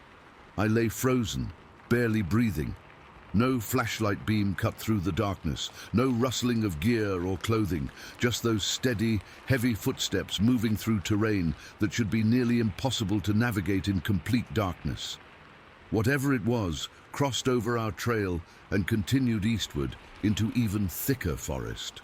I listened until the sound faded completely, which took several minutes. It was moving steadily, without hesitation or pause, straight through some of the most challenging underbrush in that part of the forest. When morning came, I was exhausted from lying awake the rest of the night. I casually asked the kids and Rick if anyone had gotten up during the night. No one had. I walked behind my tent and found the ground too frozen and leaf-covered to hold tracks. I told myself it must have been some unusual wildlife movement. Maybe a bear, though they should have been in hibernation. Maybe a human hunter who was incredibly irresponsible and lost. I pushed the experience aside until it happened again. Our January trip was with a different group of kids, but we returned to the same campsite. The night was even colder, around 10 degrees, with about 2 inches of crusty snow on the ground. This time I was leading with Sarah, another experienced guide. The evening went similarly. Early dinner, stories around the fire, and everyone in bed by 9. I was almost afraid to go to sleep. Part of me wondered if I'd imagined the whole thing in December. But around 3:30 in the morning, I snapped awake. The same footsteps, coming from the same direction, with the same deliberate pace. My blood ran cold. This wasn't a coincidence. Something was out there, following the same path through the forest. As before, the footsteps were clearly bipedal, heavy, and moving with purpose. No light, no sound except for those footfalls crushing through the frozen underbrush. I was paralyzed with fear as the steps came directly behind my tent again. Whatever it was passed within feet of where I lay. I could hear the breathing now, deep, steady breaths that clouded in the freezing air. I know because I could see my own breath inside my tent. It was that cold, yet something was out, walking in it. The footsteps crossed the trail again and continued eastward, exactly like before. Same direction, same pace, same confidence moving through pitch-black, difficult terrain. At breakfast, I was jumpy and distracted. I didn't mention anything to the kids or Sarah. What would I say? Something was walking around our camp last night. That would only frighten them. But I couldn't stop thinking about it. A week later, during our guide meeting back at headquarters, Rick pulled me aside. He had led another group to the same site the previous weekend. His face was pale as he asked, "Did you experience anything strange when we were camping at Supertree in December?" My stomach dropped. Like what? "This is going to sound crazy," he said, lowering his voice, "but I was woken up by footsteps, like human footsteps, coming through the woods behind my tent around 3 in the morning. But there was no light, and it was freezing out. I felt the hair rise on my arms." Rick hadn't been in my tent in December. He had no way of knowing what I'd heard, and now he was describing the exact same experience. We compared notes. He'd experienced it both in December when we were together, though he hadn't mentioned it then, and again on his January trip. Same time frame, between 2 and 4 in the morning. Same approach, from the dense woods behind our campsite. Same crossing of the trail, same eastward trajectory into even thicker forest. "It makes no sense," Rick said. "No hiker would be moving through that terrain in the dark. It's too dangerous, and a hunter wouldn't be out at that hour in those conditions. Plus, there was no light source at all." "Could it be a bear?" I suggested, knowing it wasn't. Rick shook his head. "Wrong gait. This was two-legged, deliberate, and bears should be denned up this time of year anyway." We discussed reporting it to Forest Service rangers, but decided against it. What would we say? We heard footsteps? They'd laugh us out of the office. Besides, whatever it was hadn't disturbed our camps or approached the kids. It had simply passed through, following its own mysterious path. I've led 3 more trips to that campsite since January. Each time I've lain awake between 2 and 4 in the morning listening, but the footsteps haven't returned. Sometimes I think I imagined the whole thing, but then I remember Rick heard it too, independently. Same pattern, same timing. I've been a wilderness guide for 15 years. I know the logical explanations for strange sounds in the forest, but this defies logic. No human moves through dense, unfamiliar forest in freezing darkness without a light. No animal walks quite like that, with that distinctly bipedal gait. I still lead trips in Uwari. I still use that campsite. But now, I always sleep with one ear open, wondering if those footsteps will return. And if they do, I'm not sure I want to know what's making them. The most disturbing part, that section of forest doesn't lead anywhere particular. It's just miles of increasingly dense, difficult terrain. No trails, no roads, no destinations. Just thick wilderness. Whatever walks through there in the freezing darkness isn't lost, it isn't confused, it moves with too much purpose, too much confidence. It knows exactly where it's going, and for some reason, its path takes it right past our tents on cold winter nights. Story 9. I've kept this to myself for a long time. My wife thinks I should have shared it years ago, but I wasn't ready. I'm still not sure I am. But after what happened on TV last week, I need to get this off my chest. For almost 20 years, I've been part of a hunting group that heads up to the Lincoln area in Montana every fall. There's 6 of us, me, my buddy Brad, Steve and Miles, and their wives Jermaine and Sherry. We're all experienced outdoorsmen and women.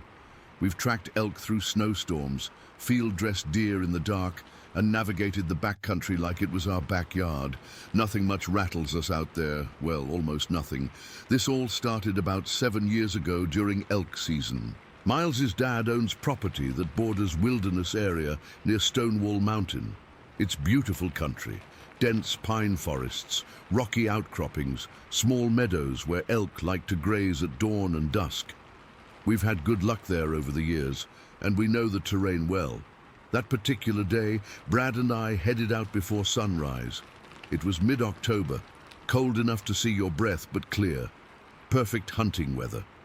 We'd split off from the others to cover more ground, planning to meet back at camp by late afternoon. We hiked about 4 miles in, working our way up one of the ridges where we'd spotted elk the previous season. Around noon, we stopped in a small clearing to eat some jerky and drink water. That's when we heard it for the first time. I've heard all kinds of sounds in the woods. Elk bugling, wolves howling, bears huffing, the weird scream of a mountain lion. This wasn't any of those. It was high-pitched but mechanical sounding, like a rusty metal gate being forced open, but louder and more deliberate. It echoed through the trees, seeming to come from everywhere and nowhere at once. Brad froze mid-bite, his jerky hanging from his mouth. We made eye contact, and I could see he was as confused as I was. "What the hell was that?" he whispered. "No idea," I said. "Maybe some equipment from that logging operation we passed?" But I knew it wasn't. We were miles from the nearest logging site, and this sound wasn't mechanical in the way machinery is. It was mechanical in a way that felt wrong, like something trying to mimic a machine, but not quite getting it right. The sound came again, closer this time. It started low and rose to a pitch that made the hair on my arms stand up. It lasted maybe 7 or 8 seconds before cutting off abruptly. "Let's move," Brad said, already packing up his stuff. We weren't running away. At least that's what we told ourselves. We just decided to try a different area. We headed back down the ridge, walking faster than normal, both of us scanning the trees. Neither of us mentioned the sound again, but we stayed closer together than we usually would. When we got back to camp that evening, I was surprised to find everyone already there. Steve and Miles were breaking down their gear, while Jermaine and Sherry were quietly preparing dinner. Something felt off. Normally, we'd be sharing stories about the day, giving each other shit about missed shots, or talking about where we'd try tomorrow. "You guys hear anything weird today?" I finally asked. The way they all stopped what they were doing and looked at me made my stomach drop. "You heard it too?" Miles asked. I nodded. Brad and I were up on the East Ridge, around noon, like a screeching metal sound. Sherry visibly shuddered. We were down by the creek, about 2 miles from camp. It was close, really close. "How close?" Brad asked. "Close enough that we left everything and got the hell out," Steve said. Steve was a former Marine who'd done 2 tours in Afghanistan. I'd never seen him rattled by anything in the woods before. "We couldn't tell where it was coming from," Jermaine added. "It seemed like it was all around us." "Did you see anything?" I asked.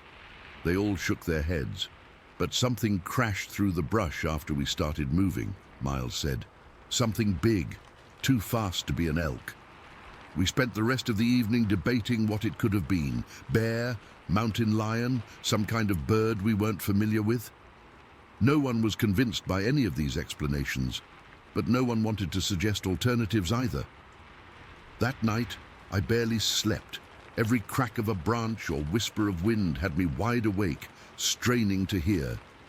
Nothing came close to camp, but I couldn't shake the feeling we were being watched. The next morning, we decided to hunt in a completely different area. No one suggested going back to where we'd heard the sounds. We didn't hear anything unusual that day, or for the rest of the trip, but something had changed. We were all jumpy, less willing to split up. We cut the trip short by 2 days, making excuses about work and family obligations. I almost forgot about it until the following year. I was back at Miles's dad's property, but just for a weekend of bow hunting on my own. The others couldn't make it, but I'd been looking forward to the solitude. It was early September, just before dawn. I was set up in a small blind near a game trail, using an elk call periodically. After about an hour, I heard movement in the underbrush about 50 yards away. I readied my bow, expecting to see an elk emerge from the trees. The movement got closer, but slower, more deliberate. Whatever was coming wasn't moving like an elk. Elk move with purpose. They're either walking steadily, or they're alert and nervous. This was different. Stop, go, stop, go. Like something was stalking rather than passing through. I stopped using the call. The movement stopped too. I waited, barely breathing. After about 10 minutes of complete silence, I used the call again. Just once, softly. Immediately, something large moved in the brush, not toward the call like an elk would, but in a wide circle around my position. I could hear branches breaking, but they weren't the clean snaps you get when a hooved animal steps on dead wood. These were being broken deliberately.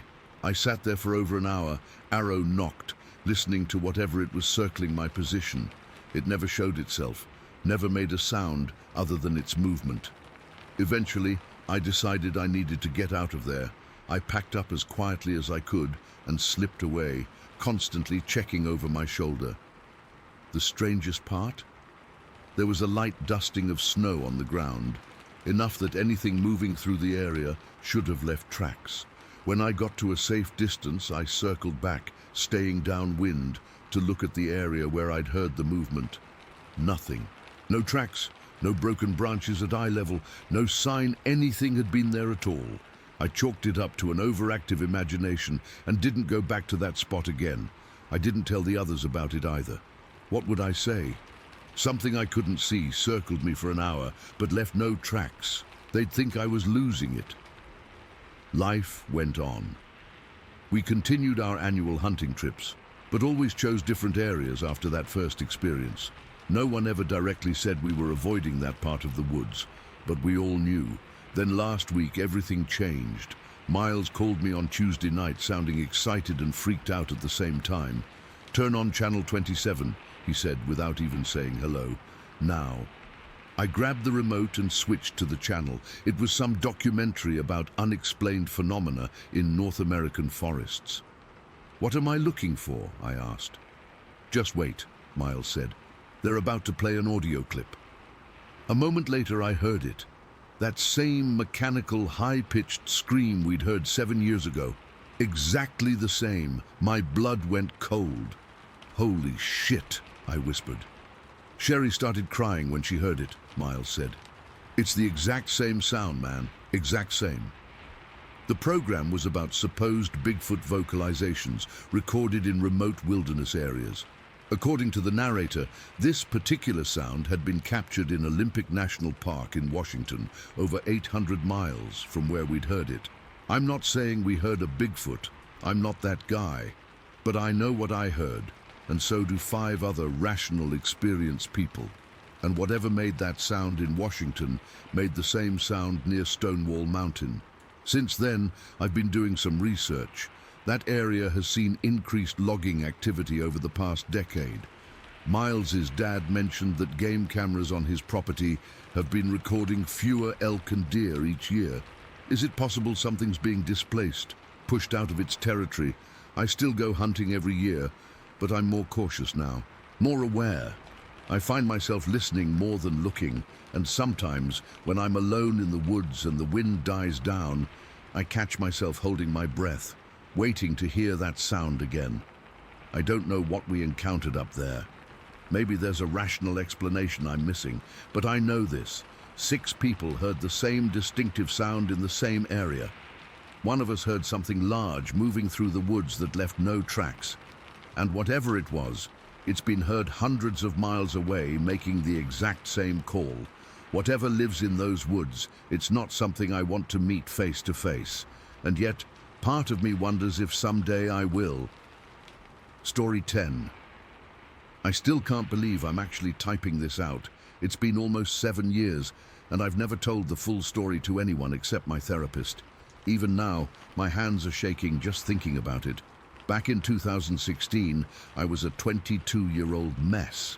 I dropped out of college, was living in my dad's basement in Idaho Falls, and spent most nights getting high with friends who weren't really friends. My dad, who worked for the National Park Service, finally had enough. He pulled some strings and got me a winter keeper job at Yellowstone.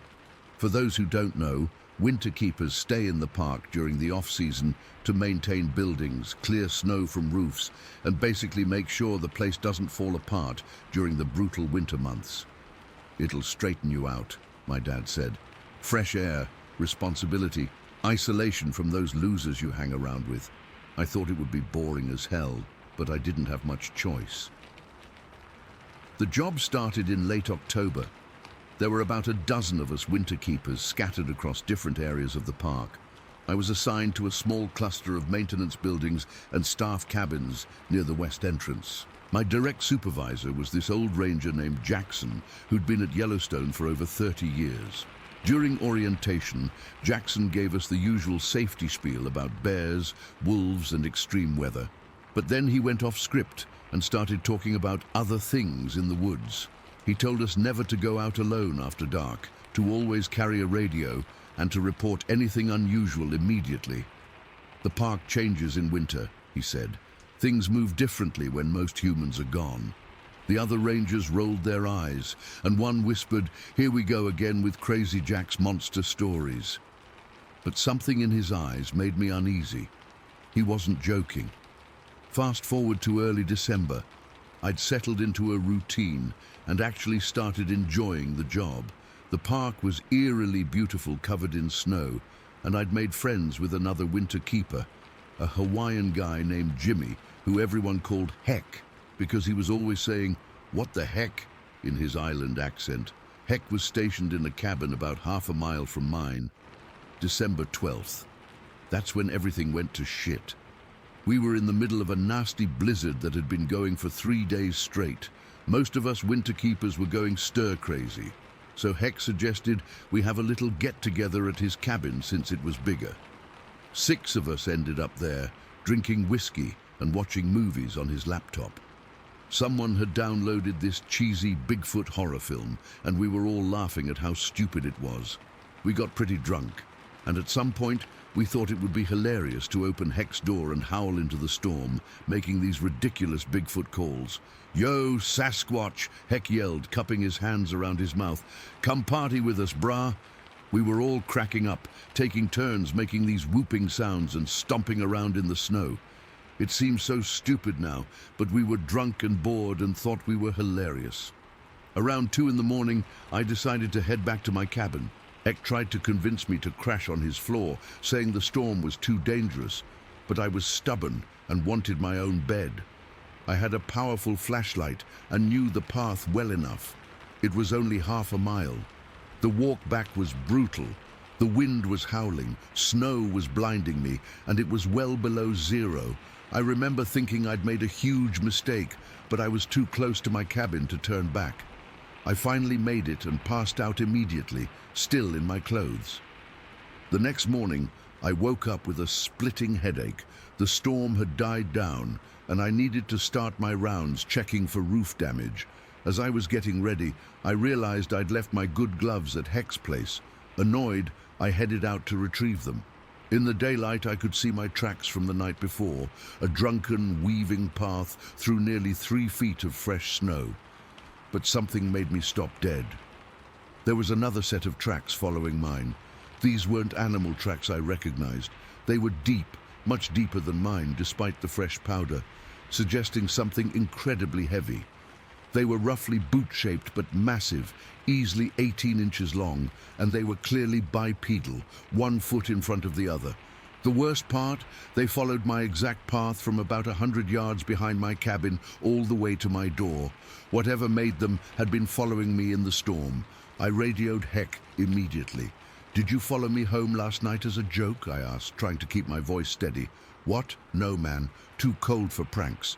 "Then come over here. Now, you need to see this."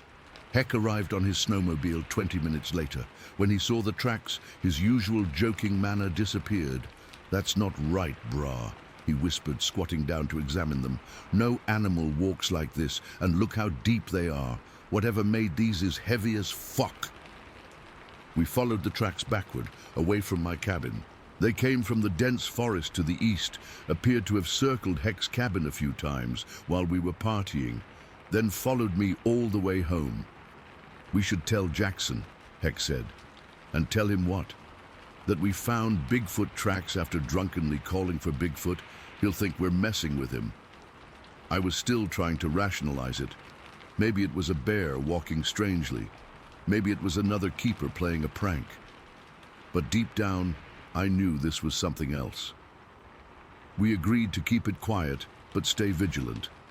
Heck helped me finish my rounds that day, and everything seemed normal. I convinced myself it was just some weird fluke. That night, I couldn't sleep. Every creak of my cabin made me jolt upright. Around 3 in the morning, I heard scratching outside, like something dragging hard implements across the wooden exterior. I told myself it was just branches in the wind. When morning came, I immediately checked outside. What I found turned my blood to ice. All around my cabin, at about 7 feet high, were deep gouges in the wood. They looked like they'd been made with some kind of chisel.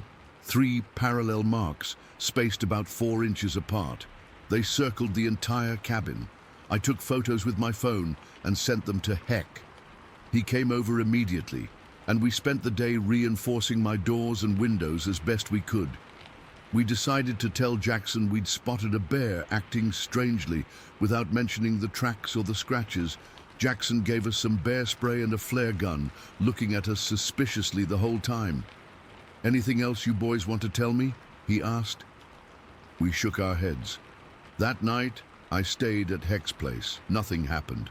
The next day, I reluctantly returned to my cabin. Everything seemed normal for the next few days, and I started to relax a little. Then, on December 18th, I returned from my rounds to find my cabin completely ransacked. The door was still locked, but something had gotten in through a small window in the bathroom that we hadn't secured properly. Food was scattered everywhere, not just eaten, but deliberately spread across every surface. My clothes had been pulled from drawers and shredded, and the smell, God, the smell, like wet fur mixed with rotting meat and something musky I can't even describe. It permeated everything. I grabbed my essential gear and ran to Heck's place, not even bothering to clean up.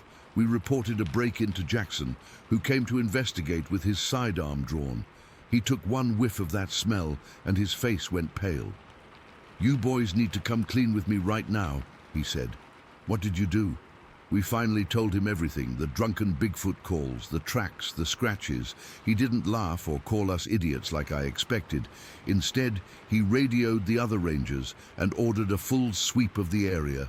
He told us to pack our things and move into the main ranger station until further notice. "I've been dealing with these things for 30 years, he said quietly as we walked back to Heck's cabin to get his stuff.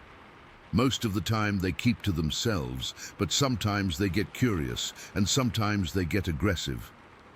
"What things?" I asked, my mouth dry. Jackson just shook his head. The native tribes had different names for them. The scientific community would call them undiscovered primates. Most people know them as Sasquatch or Bigfoot. But they're not what the movies make them out to be. They're much worse. That night at the ranger station, Jackson told us stories about his encounters over the years. how they seemed to have some kind of psychic ability, he called it infrasound, that could disorient humans and even influence their thinking, how they mimicked sounds to lure people into the woods, how they'd stalk someone for days before making contact. I barely slept that night, and the next morning, I woke up with the worst headache of my life. It wasn't like a normal headache. It was like something was pressing against my skull from the inside. I took some painkillers, but nothing helped.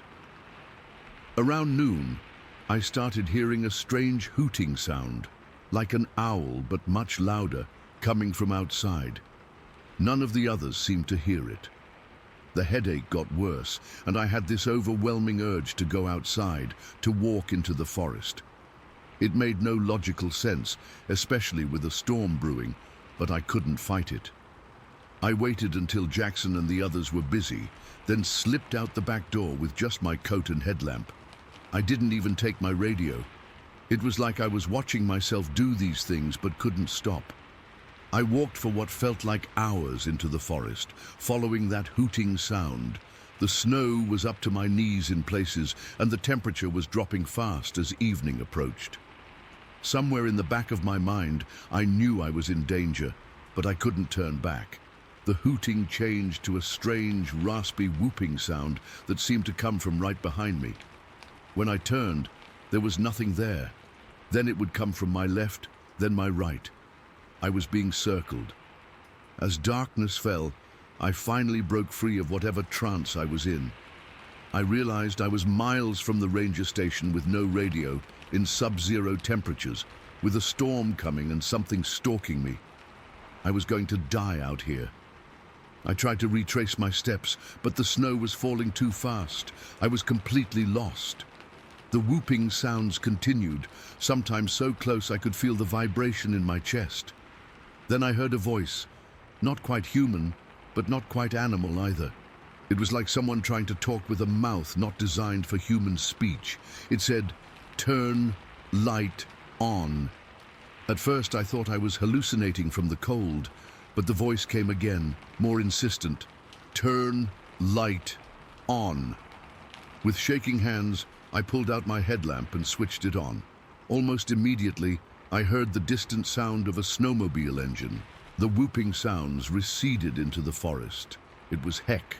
Somehow, he'd tracked me down miles from where I should have been. When he found me, I was barely conscious from the cold. He wrapped me in emergency blankets and got me back to the station. I had severe frostbite on 2 fingers and an ear, but I survived. When they asked me what happened, I couldn't explain it. I told them about the headache and the compulsion to go outside, but not about the voice. That seemed too crazy, even after everything else. Heck later told me he'd seen my footprints leaving the station and followed them, but lost the trail when the snow got heavy. He'd been about to give up when he spotted my headlamp flickering in the distance. "Something wanted you to walk out there and die," Jackson said when I was recovered enough to talk. "But something else, maybe the same thing, maybe not, wanted you found." I stayed at Yellowstone for 2 more seasons, believe it or not. Nothing that dramatic happened again, though I occasionally found those strange tracks around my cabin and sometimes heard the hooting at night. I always kept my doors and windows secured. Then, in my 3rd winter, I was working near Old Faithful during a rare tourist day. As I was fixing a broken handrail, I heard that same owl-like hooting sound coming from the tree line. When I looked up, I saw nothing, but I felt watched. That same headache started building behind my eyes. I quit the next day, packed my stuff, and never went back to Yellowstone. I live in Livingston, Montana now, working as a train engineer. It's a good job, with people around all the time. I still don't know what happened out there or what would have happened if Heck hadn't found me. Was it trying to kill me, communicate with me, study me? All I know is that whatever lives in those woods in winter isn't something from our world, not really. And sometimes, when the wind blows just right, I swear I can still hear that whooping sound calling me back. Mirixi, Story 11.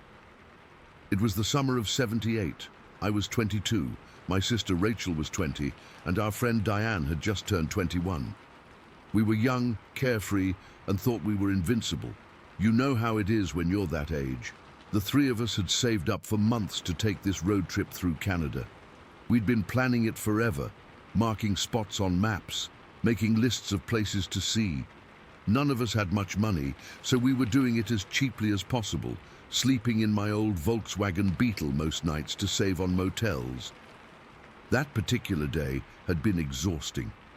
We'd driven from early morning, probably close to 12 hours, straight through the mountains and forests of British Columbia. The scenery was gorgeous, all those massive trees and mountains that make you feel tiny. But the driving was tough. The roads were winding, and some weren't well maintained. By nightfall, we were absolutely beat. I remember checking the gas gauge and realizing we needed to find a station soon, but we were in the middle of nowhere.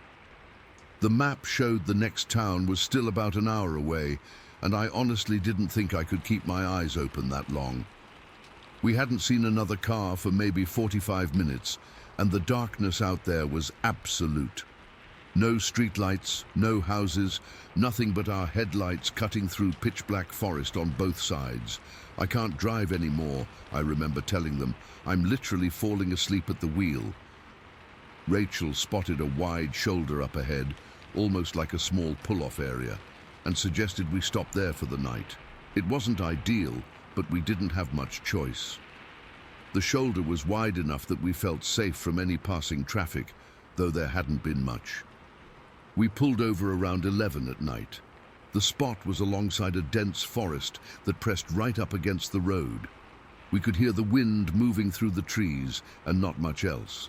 No animal sounds, which I thought was weird at the time, but I was too tired to care. We had a system for sleeping in the Beetle. We'd recline the front seats as far as they'd go, and one person would curl up in the back seat. That night was Rachel's turn for the back. Diane took the passenger seat, and I was behind the wheel. We had these thin sleeping bags we'd zip up and pull over our heads when cars passed, so the headlights wouldn't wake us. Not the most comfortable setup, but when you're that tired, you can sleep anywhere. I remember lying there, listening to Rachel's breathing get deeper as she fell asleep. Diane was already out. She could fall asleep in seconds. I was exhausted, but having that thing where your body is tired but your mind won't shut off, I kept thinking about where we'd go tomorrow, calculating how much gas we needed, wondering if we'd find a cheap place to shower. I must have been lying there for maybe 20 minutes when I heard it, a soft thump on the roof of the car. At first, I thought maybe a branch had fallen, or some kind of nut from a tree. Then there was another tap, slightly louder this time. That's when I got a little concerned. The thing is, the car was completely under the open sky. We weren't parked under any trees. There shouldn't have been anything falling on us. I unzipped my sleeping bag a bit and sat up straighter, straining to hear. For a few seconds, there was nothing. Then another tap, definitely on the roof, right above my head. It wasn't aggressive or loud, more like something gently testing the surface. I felt this cold feeling spread through my chest. You know that instinctive thing where your body knows something is wrong before your brain figures it out? That's what I was feeling. I leaned toward the driver's side window and pulled back the edge of my sleeping bag to peek out. The road was empty and dark, but then in the distance I saw headlights approaching. They were still pretty far away, but getting closer. That's when it happened. As the approaching car's headlights got nearer, they started to illuminate the area around us, and that's when I saw it. This figure moving across the road. It was coming from the forest on our side and heading toward the woods on the opposite side. The thing was huge. I mean, not like a bear standing up, bigger and moving in a way that was just wrong. It was walking on two legs, but not like a person walks. It had this stride that was long and powerful, covering ground incredibly fast. The arms were long, too long, and it was covered in what looked like dark hair or fur all over its body. The headlights only caught it for maybe 3 seconds, but that was enough. I saw it clearly. It had this massive upper body, much wider at the shoulders than a normal person could ever be. The head seemed to sit directly on the shoulders, without much of a neck, and the way it moved, God, the way it moved. It was fluid but heavy, each step landing with purpose. I sat there completely frozen. I couldn't move, couldn't speak. My heart was pounding so hard I could feel it in my throat. The creature disappeared into the trees on the other side of the road, just as the car passed us. "Did you see that?" Rachel whispered from the back seat. Her voice was shaking. That's when I realized they were both awake. Diane had her sleeping bag pulled up to her eyes, but she was staring out the windshield. "What the hell was that?" Diane's voice was barely audible. None of us had an answer. We sat in silence for maybe 30 seconds, all of us too scared to move. "We need to go," I finally said. My hands were trembling so badly I could barely get the key in the ignition. No one argued. Rachel and Diane scrambled to roll up their sleeping bags while I started the car. I didn't even wait for them to finish. The second the engine turned over, I pulled back onto the road and started driving, fast. The headlights barely cut through the darkness, and I kept imagining that thing jumping out in front of us. Or worse, being right alongside the car, keeping pace. I kept checking the mirrors, half expecting to see it running behind us. We drove in complete silence for about 15 or 20 minutes before we saw lights up ahead. A truck stop, thank God. I pulled in and parked under the brightest light I could find, near the entrance of the diner section. There were a few semi-trucks parked for the night and a couple of other cars. I've never been so happy to see other people in my life. We just sat there for a minute, nobody moving. "What did we just see?" Rachel finally asked. "I don't know," I said. "But it wasn't human." "It was huge," Diane whispered. "Did you see how fast it moved?" We compared what we'd seen. We all agreed on the basics. Tall, covered in dark hair, walking on two legs but not like a person would walk. Moving incredibly fast. No sounds that we could hear over our engine. No smell, which I've since learned is unusual because a lot of people report a terrible smell with these sightings. We decided to sleep in the car right there in the truck stop parking lot, under the lights with people around. None of us slept much.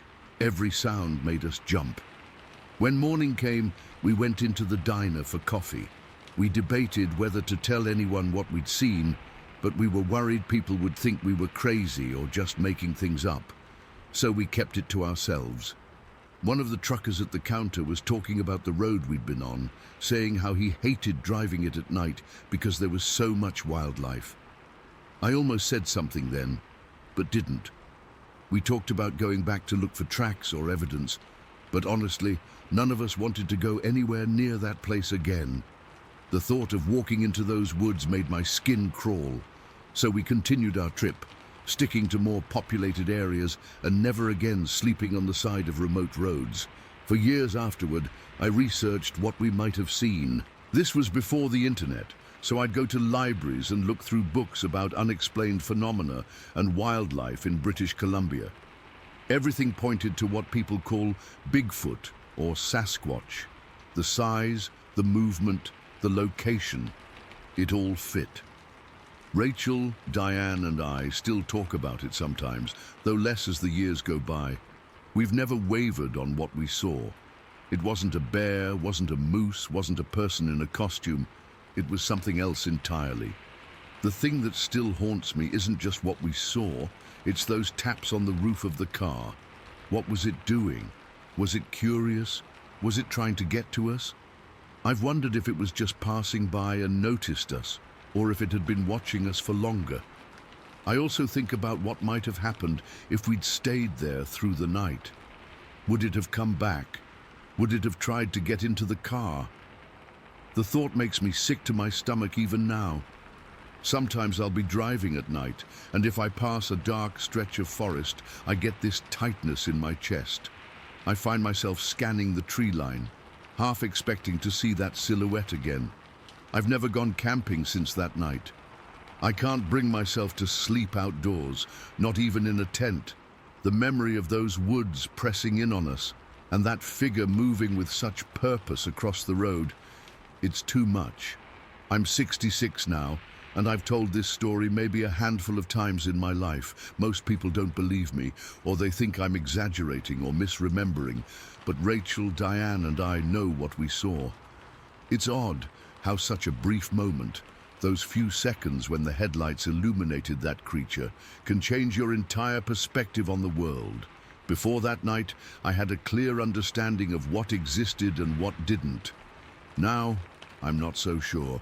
There are things in this world that defy explanation, things that most people will go their whole lives without encountering. I consider myself unlucky to have seen it, but lucky that all it did was tap on our roof and run past. From the stories I've read since then, not everyone has been so fortunate. The strangest part is, I still dream about it sometimes. Not nightmares exactly, but dreams where I'm back in that beetle, hearing those taps on the roof. And in the dreams, unlike in real life, I always step out of the car to see what's making the noise. But I always wake up before I see it face to face. Maybe that's my mind's way of protecting me from something it knows I couldn't handle. Whatever was out there that night in the summer of '78, it wasn't something that should exist in our world. But it does. And I've spent over 40 years trying to make peace with that knowledge. Story 12. I still can't sleep well when I remember that night in the Upper Peninsula. It's been nearly 20 years, but my body tenses up the same way it did back then. I've never really told anyone outside my family, but I need to get this off my chest. This happened in July of 2004. My cousin Tyler and I had been planning this trip for months. We both grew up in Michigan, hunting and fishing with our dads, spending countless weekends in the woods, so we weren't exactly newbies to the outdoors. That summer, we wanted to go somewhere truly remote, somewhere most people never bother to reach. We chose the Ottawa National Forest in the Upper Peninsula, specifically targeting a small lake that wasn't even named on most maps.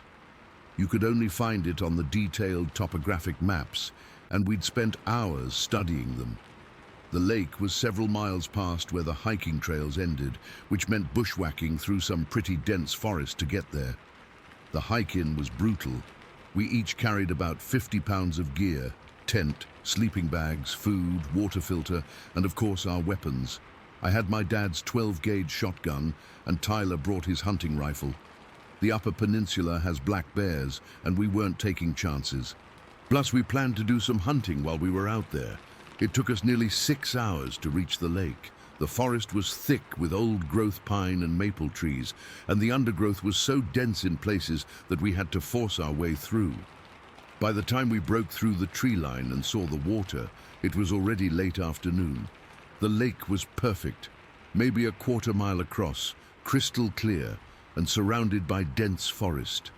The south shore had a small clearing that gave us a view across the water to the opposite side, where a steep, tree-covered ridge rose up about 100 feet. It was obvious no one had camped there in a long time. No trash, no old fire rings, nothing. We set up camp quickly, pitching our tent about 30 feet from the water's edge and gathering wood for a fire.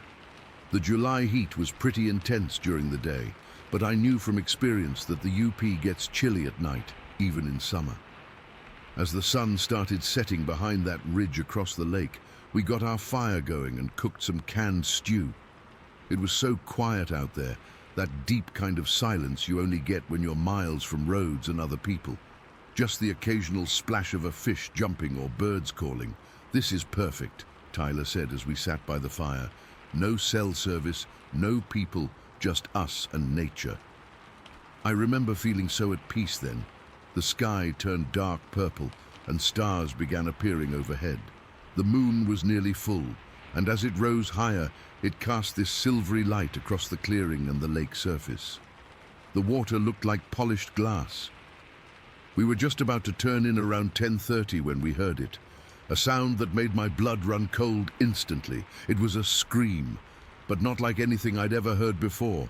Not a bear, not a bobcat, not a wolf.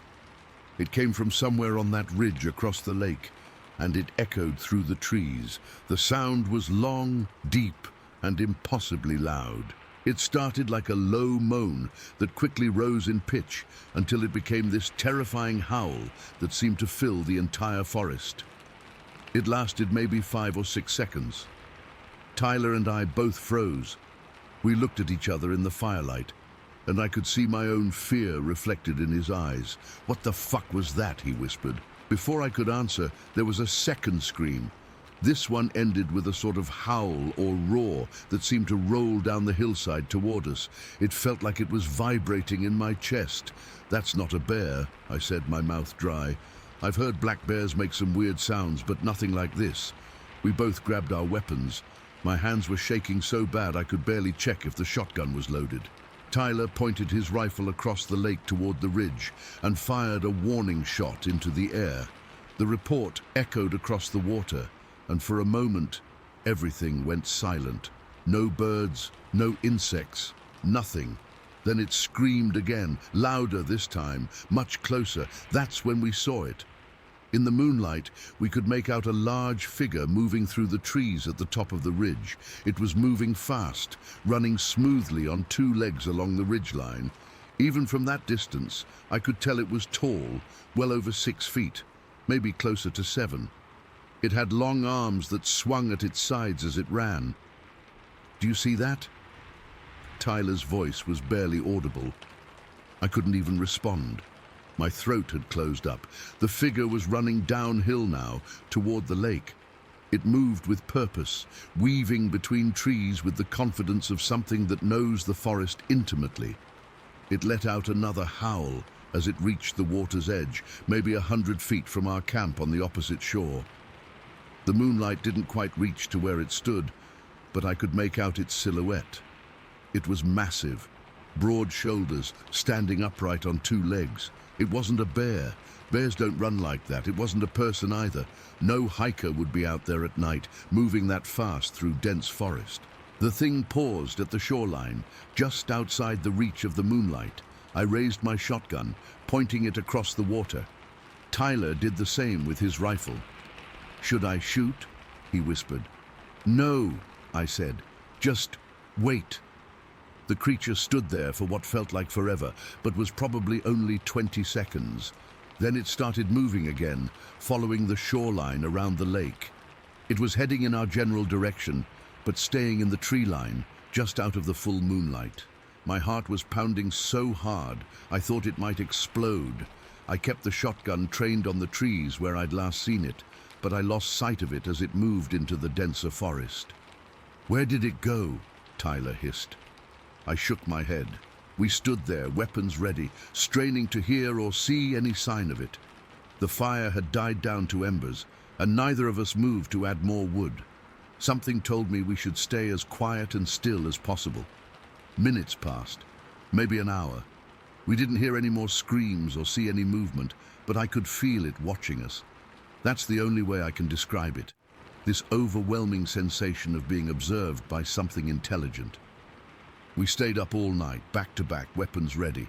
Neither of us suggested packing up and leaving. We knew moving through that forest in the dark would be suicide. If that thing was out there, we'd be better off staying put with our fire and weapons than stumbling blindly through the trees. I don't think I blinked more than a few times that whole night. Every sound, a branch cracking, leaves rustling, made me jerk my shotgun toward it. But the creature didn't return, or if it did, it stayed hidden. As soon as the first grey light of dawn appeared, we started packing up. We didn't even speak, just silently rolled our sleeping bags and dismantled the tent. We hadn't slept a minute.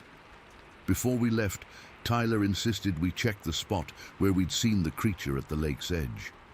I didn't want to, but I knew we needed to. We walked around the lake, keeping close to the water. When we reached the area, what we found confirmed we hadn't imagined it. There were depressions in the dirt and grass, large, wide impressions that could have been footprints, but weren't clear enough to make out toes or anything. They were spaced too far apart for a normal human stride, like 4 feet between each one. Whatever made them had a long gait. "Look at this," Tyler said, pointing to a broken sapling. It was snapped about 6 feet off the ground, with the top part hanging down. Something tall and strong had pushed past it. We didn't find perfect tracks or anything that would convince a skeptic, but we both knew something had been there. Something big that walked on two legs and moved through the moonlit forest with confidence. We didn't talk much on the hike out. What was there to say? We both knew what we'd seen and heard, but neither of us wanted to put it into words. Naming it would make it more real somehow. It took us only 4 hours to get back to the car, even with our heavy packs. Fear is a powerful motivator. On the drive home, Tyler finally broke the silence. We're never telling anyone about this. I nodded. Who'd believe us anyway? We mostly kept that promise. I told my wife years later, and Tyler eventually told his brother. But we never reported it or posted about it online. Until now, I guess. I've spent years researching similar encounters. I know what people say it probably was. But I've been in those woods my whole life. I know what bears sound like, what they look like when they move. This wasn't a bear. It wasn't a moose or an elk either. The thing that haunts me most is that scream. I've never heard anything like it since, and I hope I never do again. It was primal and powerful, but also intelligent somehow, like it was meant to communicate something specific, a warning maybe. I still go camping and hunting, but never alone, and never that deep in the backcountry. And I always bring a weapon now, even when I'm just hiking established trails. Sometimes when I'm in the woods and the sun starts to set, I feel that same sensation of being watched by something hidden in the trees. I tell myself it's just my imagination, just the memory of that night playing tricks on me, but part of me knows better. Part of me knows there are things in the deep forests that most people never see, things that don't want to be found. But sometimes, when you venture far enough from civilization, you stumble into their territory, and when that happens, they let you know. Story 13. I've been debating for weeks whether to post this. I'm not the type to make up stories or exaggerate, and honestly, I wish I could explain away what happened, but I can't. And it's been eating at me since it happened in early October of 2021. My girlfriend Elena and I had been planning a night of stargazing for a while. We're both into astronomy as a casual hobby, nothing serious, just enjoying the night sky together when we can get away from city lights. We'd checked the weather forecast all week, and that Saturday night was supposed to be perfect. Clear skies, new moon, and mild temperatures. I'd been to the Flint River Wildlife Management Area outside Reynolds, Georgia a few times during daylight hours. It's a great spot with open fields surrounded by woods, perfect for viewing the stars without too many trees blocking the horizon. It's about 40 minutes from our place, far enough from town to escape light pollution, but not so remote that it feels completely isolated. At least, that's what I thought. We packed our usual gear, a blanket, thermos of coffee, my telescope, and a couple of camping chairs. Elena's dog Rocky usually comes with us on these trips. He's a big German Shepherd mix who loves outdoor adventures. But that night, he was at the vet recovering from a minor surgery, so it was just the two of us. I didn't think much of it at the time, but looking back, I wonder if having Rocky with us might have changed what happened. We arrived around midnight. The management area has several access points, and I chose one with a small gravel parking lot off a service road. It's not a main entrance, which meant we'd likely have the place to ourselves. When we pulled in, the lot was empty. Exactly what we wanted for a peaceful night of stargazing, but something felt off the moment I cut the engine. The night was dead quiet. No crickets, no distant traffic, nothing. Just this heavy silence that pressed in on us. Elena noticed it too. "It's really quiet," she whispered, like she was afraid to disturb something. "Yeah," I replied, trying to sound casual. "Probably just the time of year, insects dying off and all that." But that explanation didn't feel right. I've spent enough time outdoors to know that nature is never completely silent, no matter the season. There's always something making noise. We got out of the car. and I did what I always do. Swept my flashlight around the area to get my bearings. I've got this really powerful LED flashlight, the kind that can light up something 100 yards away. Force of habit, I guess. I like knowing what's around me, especially at night. The beam cut through the darkness, illuminating the edge of the field in front of us. That's when I saw it. About 50 yards into the open field, there was something pale standing against the darker background. At first I thought it might be a deer, or maybe even a signpost I hadn't noticed during previous visits. But when my light hit it directly, it moved. Not like an animal startled by light. This was different. It began walking steadily westward toward the tree line. The movement was what really got to me. It wasn't right. It wasn't the movement of a person or an animal I recognized. It was too fluid, too measured, like it was gliding more than walking. "Get back in the car," I told Elena, trying to keep my voice steady. "Now." She didn't argue. Something in my tone must have conveyed the urgency I felt. We quickly got back in the car and locked the doors. My hands were shaking as I put the key in the ignition, but didn't start it yet. "What is it? What did you see?" Elena asked, her voice barely above a whisper. I was still trying to process what I'd seen. "I'm not sure. Someone or something was out in the field. Like a person? A hunter, maybe?" I shook my head. "No way. It's past 1 in the morning. There's no hunting allowed here at night, and we're completely alone. No other cars, no campers, nothing." I decided to drive forward a bit to get a better look, keeping the headlights on. That's when the fog appeared. I swear it wasn't there when we arrived. The night had been clear with stars visible overhead, but suddenly this thick, milky fog seemed to materialize out of nowhere, limiting our visibility to maybe 40 feet in front of the car. Through the mist, I spotted it again. It was further away now, but still visible. The headlights and fog created this weird effect where the figure was both illuminated and obscured at the same time. But I could see enough to know this wasn't a person, at least not a normal one. It stood upright, bipedal, probably around 7 feet tall. Its build was thin but not emaciated, just long-limbed with a narrow chest. The most unsettling thing was its color, a pale, almost luminous white that stood out sharply even against the fog. I couldn't make out facial features from that distance, but I could tell it had a head that seemed proportional to its body. The way it moved was what really got to me. Each stride was deliberate and steady, neither rushed nor casual. It moved with purpose, like it knew exactly where it was going. It reached the tree line and then just disappeared into the darkness of the woods. "Did you see that?" I asked Elena, my voice cracking a little. Her face had gone pale. She nodded slowly, eyes still fixed on the spot where the figure had vanished. I didn't need any more confirmation. I started the car, threw it into reverse, spun around, and got us out of there as fast as I safely could on the gravel road. The fog seemed to follow us for the first mile or so, then suddenly cleared as we reached the main road. We didn't talk much until we were halfway home. I think we were both trying to rationalize what we'd seen, searching for some explanation that would make sense. "It couldn't have been a deer, right?" Elena finally asked, breaking the silence. "No way," I replied firmly. It was standing on 2 legs, and it was tall, way taller than a person. Plus, no deer moves like that.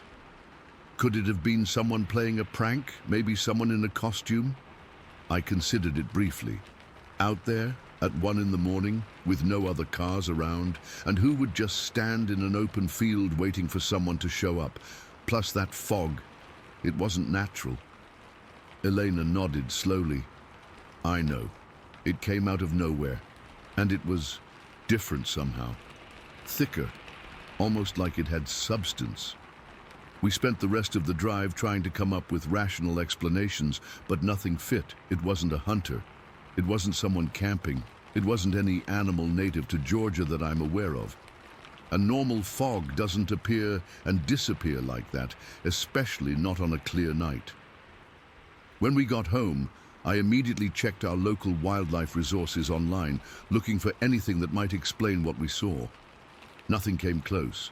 I even looked up reports of unusual sightings in the area, but found very little. Just a few vague stories about strange noises or lights that could easily be explained away. That night, neither of us slept well. I kept replaying the image of that pale figure in my head, the way it moved with such eerie purpose. Every time I closed my eyes, I saw it walking toward those trees as if it had been waiting for us. The next day, I called a buddy who works as a park ranger in a different area. Without telling him exactly what we'd seen, I asked about unusual wildlife or phenomena around the Flint River area. He mentioned that the foggy conditions can sometimes be common near rivers, but nothing about sudden fog on clear nights.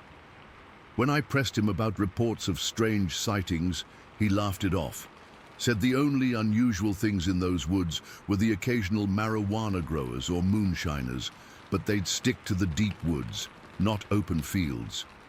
It's been months now, and I still don't have an explanation. Elena and I have gone stargazing since then, but never back to that spot. We've discussed it many times, trying to make sense of what happened.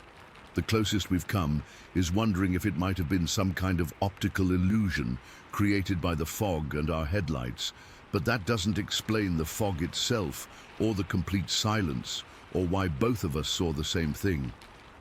I've always considered myself a rational person. I don't believe in ghosts or monsters or aliens, or at least I didn't, but what we saw that night doesn't fit into my understanding of the world. It wasn't human. It wasn't an animal I recognize. It moved with intention, like it was aware of us. The part that still bothers me most is wondering if it was there before I spotted it with my flashlight. How long had it been watching us? Was it waiting for us, or did we just happen to disturb whatever it was doing? I've gone back to that area twice since then, but only during daylight hours and never alone. I've checked the spot where I think I saw the figure enter the woods. There's nothing unusual there, no signs, no markings, nothing to indicate anything strange had happened. Just normal Georgia woods with pine trees and underbrush. Sometimes I wonder if we imagined the whole thing, some kind of shared hallucination or misperception. But then I remember the absolute certainty I felt in that moment. The primal fear that told me to get back in the car, to get away from whatever was out there. That wasn't imagination. That was instinct. I don't know what we saw that night. I don't know if it was something natural that just appeared unnatural in those specific conditions, or if it was something else. Something that doesn't fit into our normal categories of what exists in the world. All I know is that I won't be going back to that spot after dark. And if you're ever out near the Flint River Wildlife Management Area at night and see a pale figure in the distance, don't try to get a closer look. Just leave immediately. Story 14. I've spent my whole life in the outdoors, 23 years as a sheriff's deputy, and 47 years of hunting, hiking, and generally being in the woods means I know what belongs out there and what doesn't. I've tracked deer through miles of forest, encountered bears more times than I can count, and can identify practically every animal in Massachusetts by sound alone. But what happened to me in Wendell State Forest in 2008, and again in 2010, still keeps me up at night sometimes. I've never publicly shared this before. Only my wife, kids, and a couple close friends know. I kept quiet because I know exactly how it sounds. A former deputy claiming he saw Bigfoot?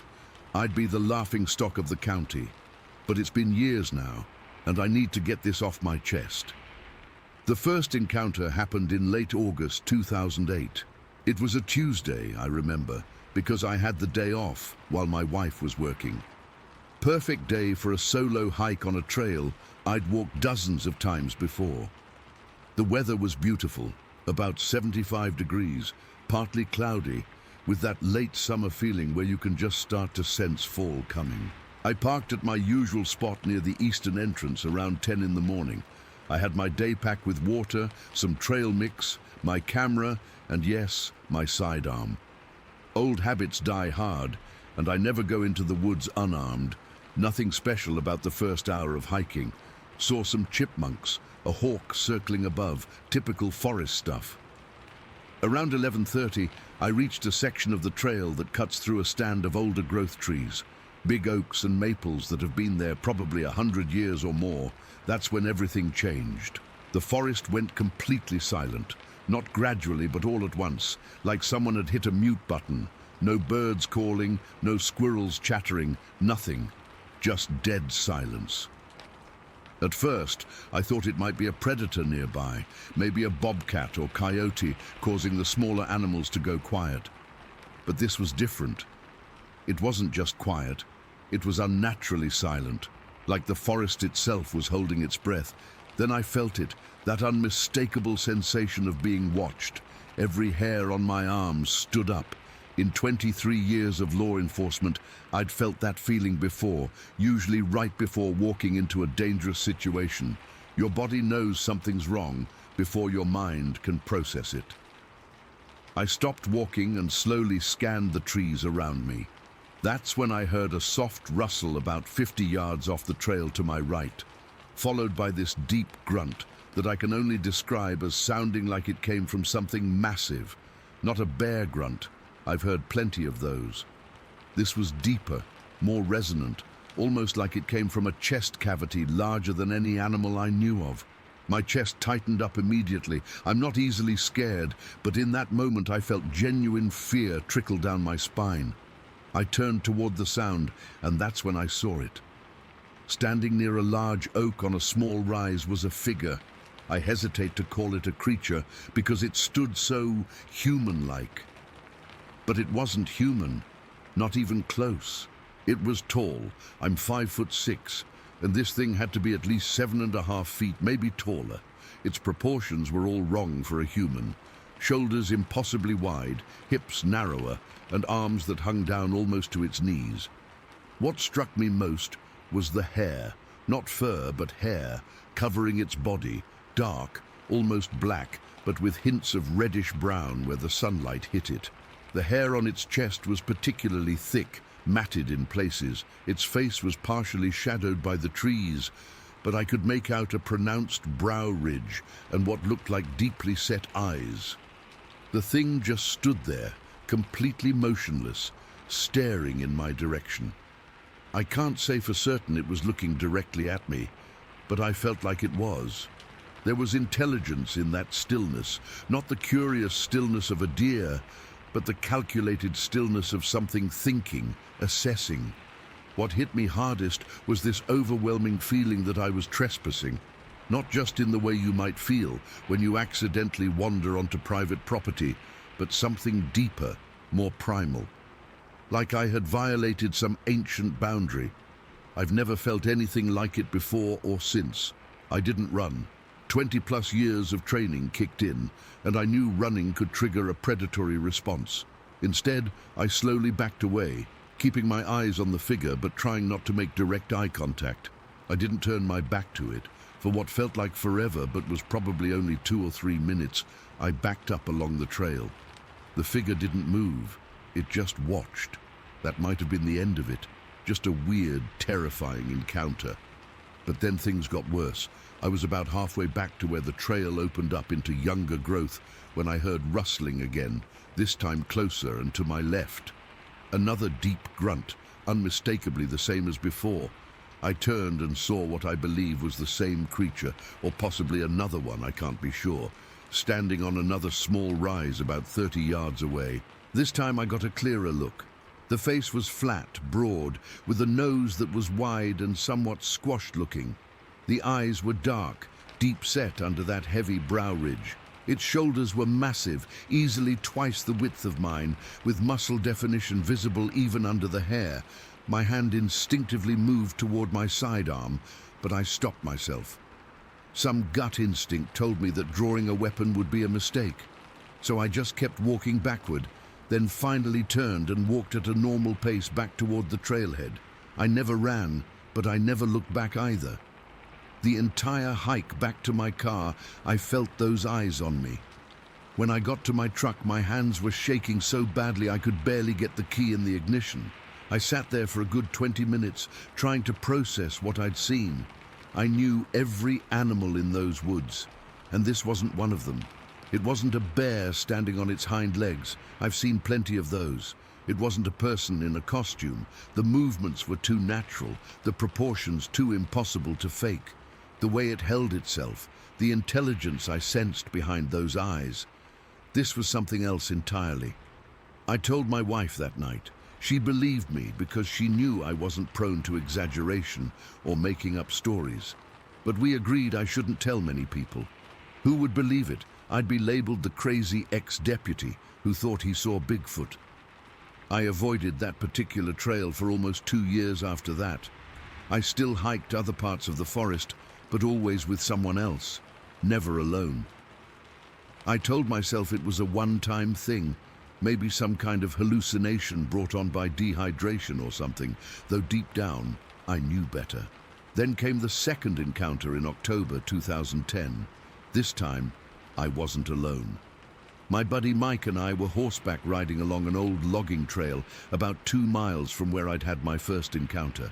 Mike had been my partner on the force for 8 years before I retired, and he was one of the few people I'd told about what happened in 2008. It was a cool fall afternoon, around 4 o'clock. The leaves were changing, reds and golds everywhere. We'd been riding for about an hour, talking about nothing important, when both our horses suddenly got spooked. I mean really agitated. Ears back, nostrils flaring, refusing to go forward. My mare, Daisy, was normally bomb-proof. I'd ridden her past bears before and she barely blinked, but something ahead had her terrified. We tried calming the horses when we heard it. That same low grunt I'd heard 2 years earlier. Mike looked at me, his eyes wide. "What the hell was that?" he whispered. Before I could answer, we heard the sound of something powerful pushing through the brush about 50 yards ahead of us, just out of sight around a bend in the trail. Whatever it was, had enough strength to shake the tops of trees about 30 feet tall. We could see saplings 3 or 4 inches thick, bending and swaying as this thing moved through them. But we couldn't see the thing itself.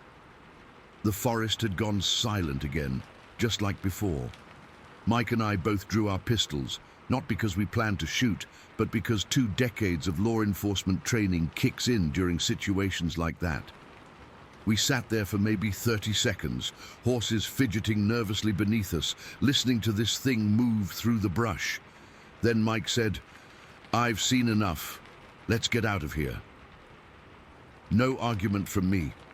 We turned the horses around and headed back the way we came, moving as quickly as the terrain would allow. Neither of us looked back, but I had that same feeling of being watched until we were well clear of the area. When we got back to the truck and trailer, Mike looked at me and said, "I owe you an apology. I never really believed your story before. I thought maybe you'd seen a bear or something and your mind played tricks on you. But that wasn't any damn bear. We talked about reporting it, maybe getting a team together to go back and look for evidence, but in the end, we decided against it. What would we say? That 2 grown men, one a current deputy and one former, got spooked by Bigfoot? We'd never hear the end of it. I've been back to Wendell many times since then, but always with others, always armed and never on those particular trails. I've never had another encounter, but I always feel on edge there now, always scanning the trees, always listening for that distinctive grunt. I know how this sounds. Believe me, I've spent countless hours trying to rationalize what I saw. Could it have been bears? No, not with that height, those proportions, that way of standing. A hoax in the middle of a state forest, miles from the nearest road, just hoping someone might come along, and the second encounter, with the force required to move those trees. No way. The truth is, I don't know what I saw. All I know is that it was real, it was intelligent, and it made me question everything I thought I knew about the woods I'd spent my entire life in. I still hike, I still hunt, but I'm different now. More cautious, more aware that there are things in this world we don't understand. I'm sharing this now because I'm older, and I care less about what people think. Maybe someone else has seen something similar in those woods. Maybe I'm not crazy, or maybe I am. All I know is what I saw, and I'll never forget those eyes looking at me from under that heavy brow, that feeling of being an unwelcome intruder in someone else's territory. Sometimes, when I'm falling asleep at night, I still hear that grunt. Story 15. I've never been the type to believe in this stuff. I always thought people who claimed to see Bigfoot were either drunk, confused, or just making it up for attention. But what happened to me back in the fall of 2014 changed everything. I haven't told many people about this because, well, who would believe me? But I need to get this off my chest. It was early October, right when the leaves were starting to turn in the Cascade foothills. I was driving south on Highway 126 near Vida, Oregon. For those who don't know the area, it's pretty remote, dense forest on both sides of the road, the Mackenzie River running alongside for much of the route. I was heading back from Eugene around 6 in the evening. The sun was getting low, casting those long shadows through the trees, but it wasn't dark yet. I remember I was listening to some podcast about fishing. I was planning a trip that weekend and thinking about stopping for coffee at the little store in Blue River. The road there follows the river, winding through the mountains. You've got to stay alert because there are lots of blind curves. I was coming around one of those bends where the highway crosses over a small creek. It's one of those spots where there's a small bridge and then ravines on both sides of the road. I wasn't going fast, maybe 45 miles per hour. That's when I saw it. At first, my brain couldn't process what I was seeing. Something massive just stepped out of the ditch on my right side. It was upright, walking on 2 legs, but it wasn't a person, not even close. This thing crossed both lanes in what seemed like 3 strides and disappeared down the bank on the other side. I slammed on my brakes and pulled over, my heart pounding so hard I could feel it in my throat. I sat there for a minute, trying to make sense of what I'd just seen. It happened so fast, but the image was burned into my brain. This thing was huge. I'd estimate 7 to 8 feet tall, and it wasn't just tall, it was massive. The chest and shoulders on this thing were impossibly wide. Its arms were long, way longer than any humans should be. They swung as it walked, reaching down past where hands would normally hang. The legs were thick, especially between the hip and knee, almost like tree trunks. And each step it took, man, no human could stretch that far in a single stride. It moved quickly, but wasn't running. It was just walking with purpose, like it had somewhere to be. I remember the hair covering its body, a dark blackish-brown color that hung in thick patches. Not like fur exactly, more like matted human hair, but all over. I couldn't make out facial features as it never turned toward me, but I could see the profile of what looked like a flat face with a prominent brow. As I sat there in shock, I noticed headlights in my rearview mirror. A car pulled up behind me and a woman got out. She walked up to my window looking as pale as I probably did. Before I could say anything, she asked, "Did you just see that?" Her voice was shaking. I nodded, and we just stood there by the road for a few minutes comparing what we'd seen. She'd been driving north and had the perfect view of it crossing.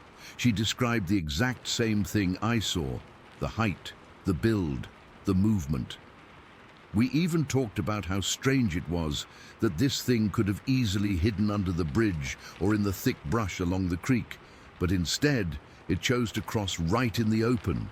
It wasn't panicked or running from anything, it just walked across like it was the most normal thing in the world. After about 15 minutes, we exchanged phone numbers and went our separate ways. I never heard from her again, and honestly, I was too freaked out to call her.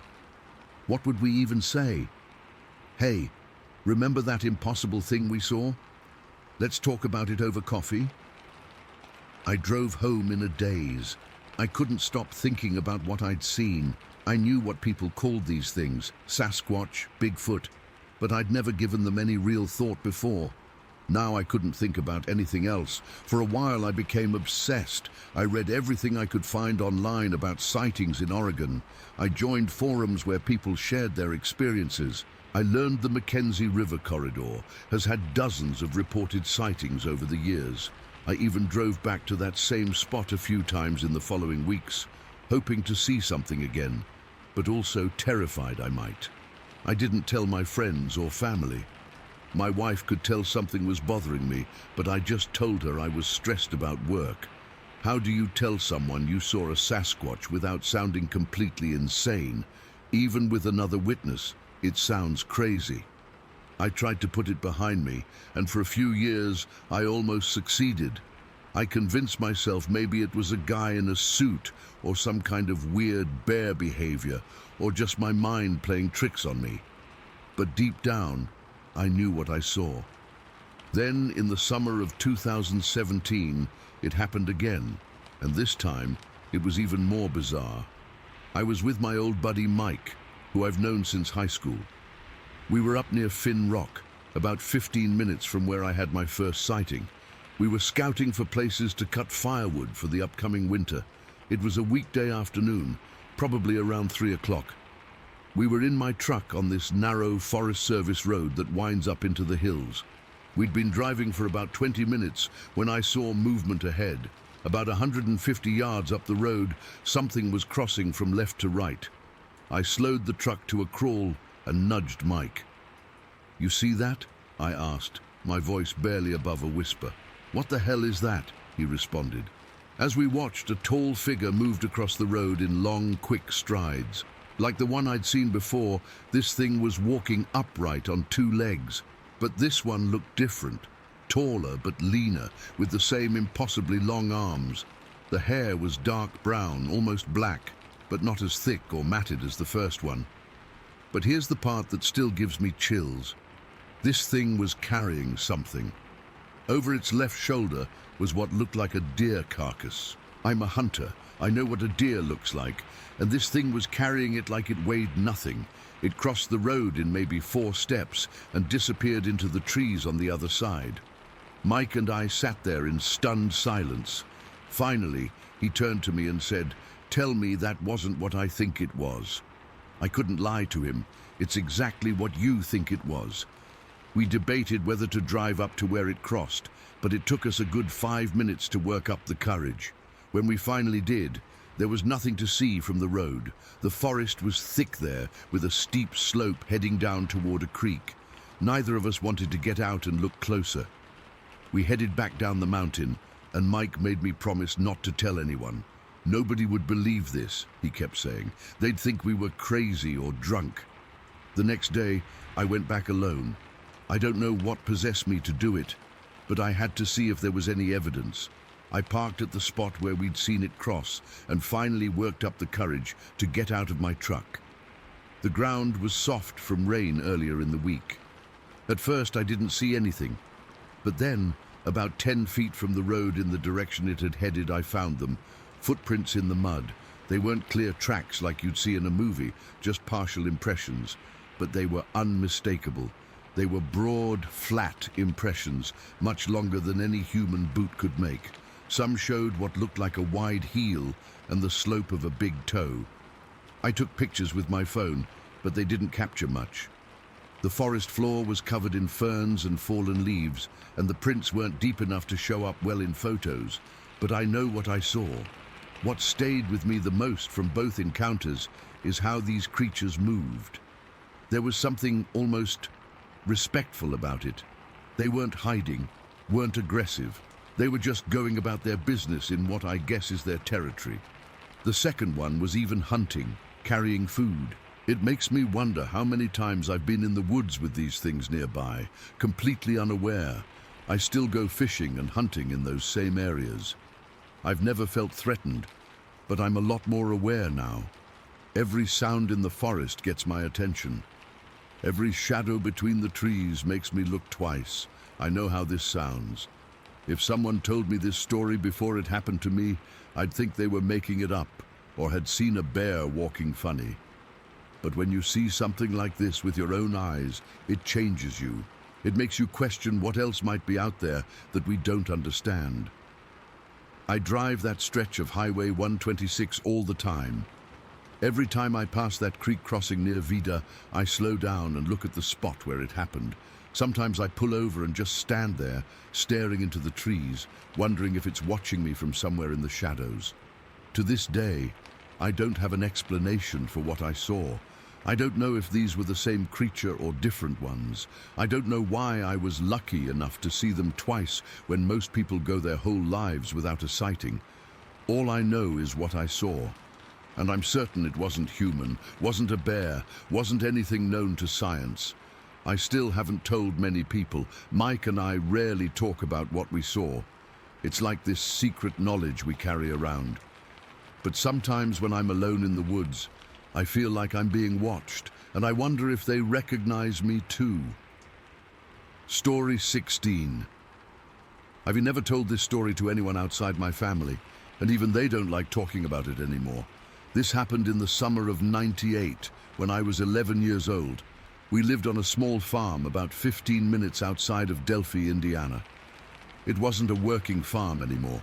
My dad had a regular job in town, but we had the old farmhouse, a couple acres, and woods behind the property that stretched for miles. That summer was really hot and sticky, typical Indiana humidity that makes you feel like you're walking through soup. We didn't have central air, just window units in the bedrooms that rattled all night long. I remember that night so clearly because earlier that day, my dad had taken me fishing at the creek that ran through our back property. We didn't catch much, but I remember feeling so content, just hanging out with him, listening to him tell stories about when he was a kid. I went to bed around 9 that night, but I couldn't sleep. The air in my room felt heavy despite the AC, and I kept tossing and turning. Around 11, I finally gave up and decided to get some water from the kitchen. Our house was old, built in the 1920s, with those creaky wooden floors that announce every step you take. I was careful walking down the hallway so I wouldn't wake my parents or my little sister. The kitchen was at the back of the house with this old sliding glass door that led out to a covered carport. Beyond that was our backyard, then the fields, and finally the woods about 200 yards from the house. We always left a small light on above the sink, so I didn't need to turn on the main lights. I remember grabbing a glass from the cabinet and filling it at the tap when this feeling washed over me. It's hard to explain, but suddenly I felt like I wasn't alone. Not like someone was in the house with me, but like I was being observed. The hairs on my arms stood up, and I froze with the glass halfway to my mouth. The feeling was so intense that I couldn't move for a few seconds. Then I slowly turned toward the back door. The glass door had these thin curtains my mum had hung up, but they were partially open, leaving a gap where you could see outside. It was pitch black out there. We didn't leave outside lights on overnight. But I couldn't shake this overwhelming certainty that something was right outside, looking in at me. I stood there for what felt like forever, just staring at that dark gap between the curtains, my heart pounding so hard I could feel it in my throat. Then I did something I still can't believe. Instead of running back to my room, I set my water down and pulled one of our kitchen stools over to the door. I told myself I was being stupid, that there was nothing out there, and the only way to prove it was to look.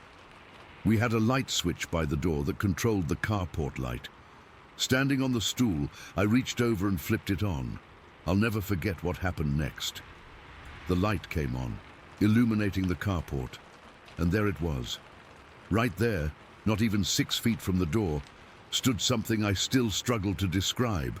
It was enormous. The top of its head was a good foot above our doorframe, which had to make it over 7 feet tall. But it wasn't just the height that was shocking. It was the mass of the thing. Its shoulders were incredibly wide, maybe twice as broad as my dad's, and he was a big guy. It was covered in dark hair, so dark I couldn't tell if it was deep brown or black. The hair wasn't super long like you see in movies, more like 3 or 4 inches, but thick and covering most of its body. Its arms were what really freaked me out. They hung down way lower than a person's would, almost to its knees. I could see its hands, which were massive, with hair covering the backs, but less on what I could see of the palms. But it was the face that's burned into my memory. The face wasn't completely covered in hair. It had dark skin, almost grayish black, with patches of shorter hair on the forehead and along the jawline. The nose was wide and flat, and the eyes, God, the eyes. They caught the light from our kitchen and seemed to glow slightly, like when you see a deer in headlights, but not as bright. Those eyes were locked directly on me. The moment our eyes met, I screamed. Not a movie scream, but this pathetic, choked sound that got caught in my throat. The glass slipped from my hand and shattered on the floor. I remember the sound of it breaking seemed impossibly loud in that moment. The creature's reaction was immediate. It flinched back from the door, and I saw its face change. The eyes widened, the mouth opened slightly, showing teeth that looked yellowish in the light. Then it turned with this fluid motion that something that size shouldn't have been capable of. It moved across our carport in 2 massive strides and disappeared into the darkness beyond. I fell off the stool, landing on the broken glass and cutting my knee, but I barely felt it. I was screaming for real now, yelling for my parents. My dad came running into the kitchen first, then my mom. They found me huddled against the cabinets, bleeding and hysterical, pointing at the door and trying to explain what I'd seen. My dad grabbed his shotgun from their bedroom closet and went outside to look around while my mum cleaned up my cut. I remember begging him not to go out there, convinced whatever I'd seen would hurt him. He was gone maybe 15 minutes before coming back inside, locking the door behind him. He said he didn't see anything, but he looked shaken. We all stayed up the rest of the night. My little sister slept through the whole thing, but the 3 of us sat in the living room with all the lights on. I kept trying to explain what I'd seen, and I could tell my parents wanted to believe it was just my imagination. My mom suggested it might have been a bear, even though there hadn't been bears in our area for decades. My dad didn't offer any explanations. He just kept looking out the windows. When the sun finally came up, my dad went outside again to look around in the daylight. This time I went with him, staying close to his side. The ground was too hard from lack of rain to show footprints near the carport, which had a concrete floor anyway. But when we walked to the edge of our yard, we both stopped. There was a clear path through our field. The grass was about waist-high on me at that point in summer, but there was a distinct trail where something had moved through it, flattening the grass in a straight line from our carport to the tree line. The path was wider than what a person would make. My dad followed it all the way to the woods, while I waited at the edge of the yard, too scared to go further. When he came back, he had this look on his face I'd never seen before. "What do you think it was, Dad?" I asked him. He just shook his head and said, "I don't know, but let's keep the doors locked for a while." Later that day, I overheard him talking to my mom in low voices. He mentioned finding broken branches high up on the trees at the edge of the woods, way higher than a person could reach. When he saw me listening, they stopped talking. That night, and for weeks afterward, I couldn't sleep without my bedroom light on. I refused to go into the kitchen after dark. My parents installed motion detector lights all around the house, and my dad started keeping his shotgun closer at hand. Nothing like that ever happened again. But sometimes when I was playing in the yard or helping my dad with yard work, I'd get that same feeling of being watched from the woods. We moved away from that house the next year. My parents said it was because my dad got a better job closer to Indianapolis, but I always wondered if it was because none of us ever felt completely safe there again. I'm 36 now, with a family of my own, living in a suburb where the nearest woods are a carefully maintained park. I've read about Bigfoot sightings over the years, seen the TV shows, heard the theories. Most people I know laugh about it, treat it like a joke or a legend. I laugh along with them, but inside, I'm remembering those eyes staring at me through our back door. I don't know what I saw that night. Maybe it was a Bigfoot. Maybe it was something else entirely. What I know for certain is that it was real, it was intelligent, and for whatever reason it was interested in our house. In me. Sometimes I still wake up in the middle of the night with that feeling of being watched, and I have to check all the doors and windows before I can go back to sleep. What bothers me most after all these years isn't the fear, it's the questions. Why was it there? Was it curious? Hungry? Had it been watching our house for days before I noticed? And the question that still keeps me up sometimes, did it ever come back after we moved away? I don't have answers. All I know is that for a few moments on a summer night in '98, I looked into the eyes of something that shouldn't exist, something that walked out of the woods and up to our house, something that, when it saw me seeing it, chose to run away. And sometimes I wonder, what would have happened if it hadn't? Story 17. I still can't believe what I saw last month. I've gone back and forth about sharing this because I know how it sounds. I was always the guy who rolled his eyes at Bigfoot stories. Always. I'd laugh and ask if they got a picture, knowing damn well nobody ever has a clear one. Well, now I understand why, and I don't find it funny anymore. I work at a lumber mill about 40 minutes from my house on Vancouver Island. My shift starts at 6 in the morning, so I'm always on the road by 5:15. It's a rural route around Missachi Lake that doesn't see much traffic that early. That morning started like any other. It was early March, still dark as hell at that hour. I had my travel mug of coffee, same playlist on the radio, same sleepy drive. The road curves a lot around the lake, and I've driven it so many times I could probably do it with my eyes closed. Not that I would, obviously. It was around 5:30 when it happened. I was coming around this bend maybe 15 minutes into my drive. My headlights were on high beam, since there was no other traffic.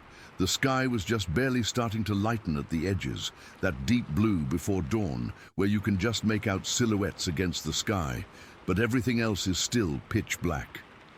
I saw something dark up ahead on the road. My first thought was, shit, bear, which isn't uncommon around here. I slowed down, not wanting to hit it, but as my headlights fully caught whatever it was, I realized it wasn't on all fours. It was standing upright, and then it started to run. Listen, I'm not a small guy. I'm 6'2" and played rugby for years. But this thing, it was massive. Broad shoulders, thick build, powerful looking, and it was running on 2 legs, but not like a person runs. The stride was longer, smoother somehow, like it was gliding almost. It was fast too, really fast. My speedometer was at about 30 miles per hour, and it was keeping ahead of me without seeming to try very hard. What really got me was that it had no clothes, none. It was covered in what looked like dark fur or hair, but, and this is the detail that still freaks me out, it had these lighter colored patches across its back and backside, almost like vitiligo or something, but in its fur. I've never heard anyone mention that in Sasquatch stories before. I was completely frozen, just driving on autopilot while my brain tried to process what I was seeing. It ran ahead of my car for maybe 100 feet.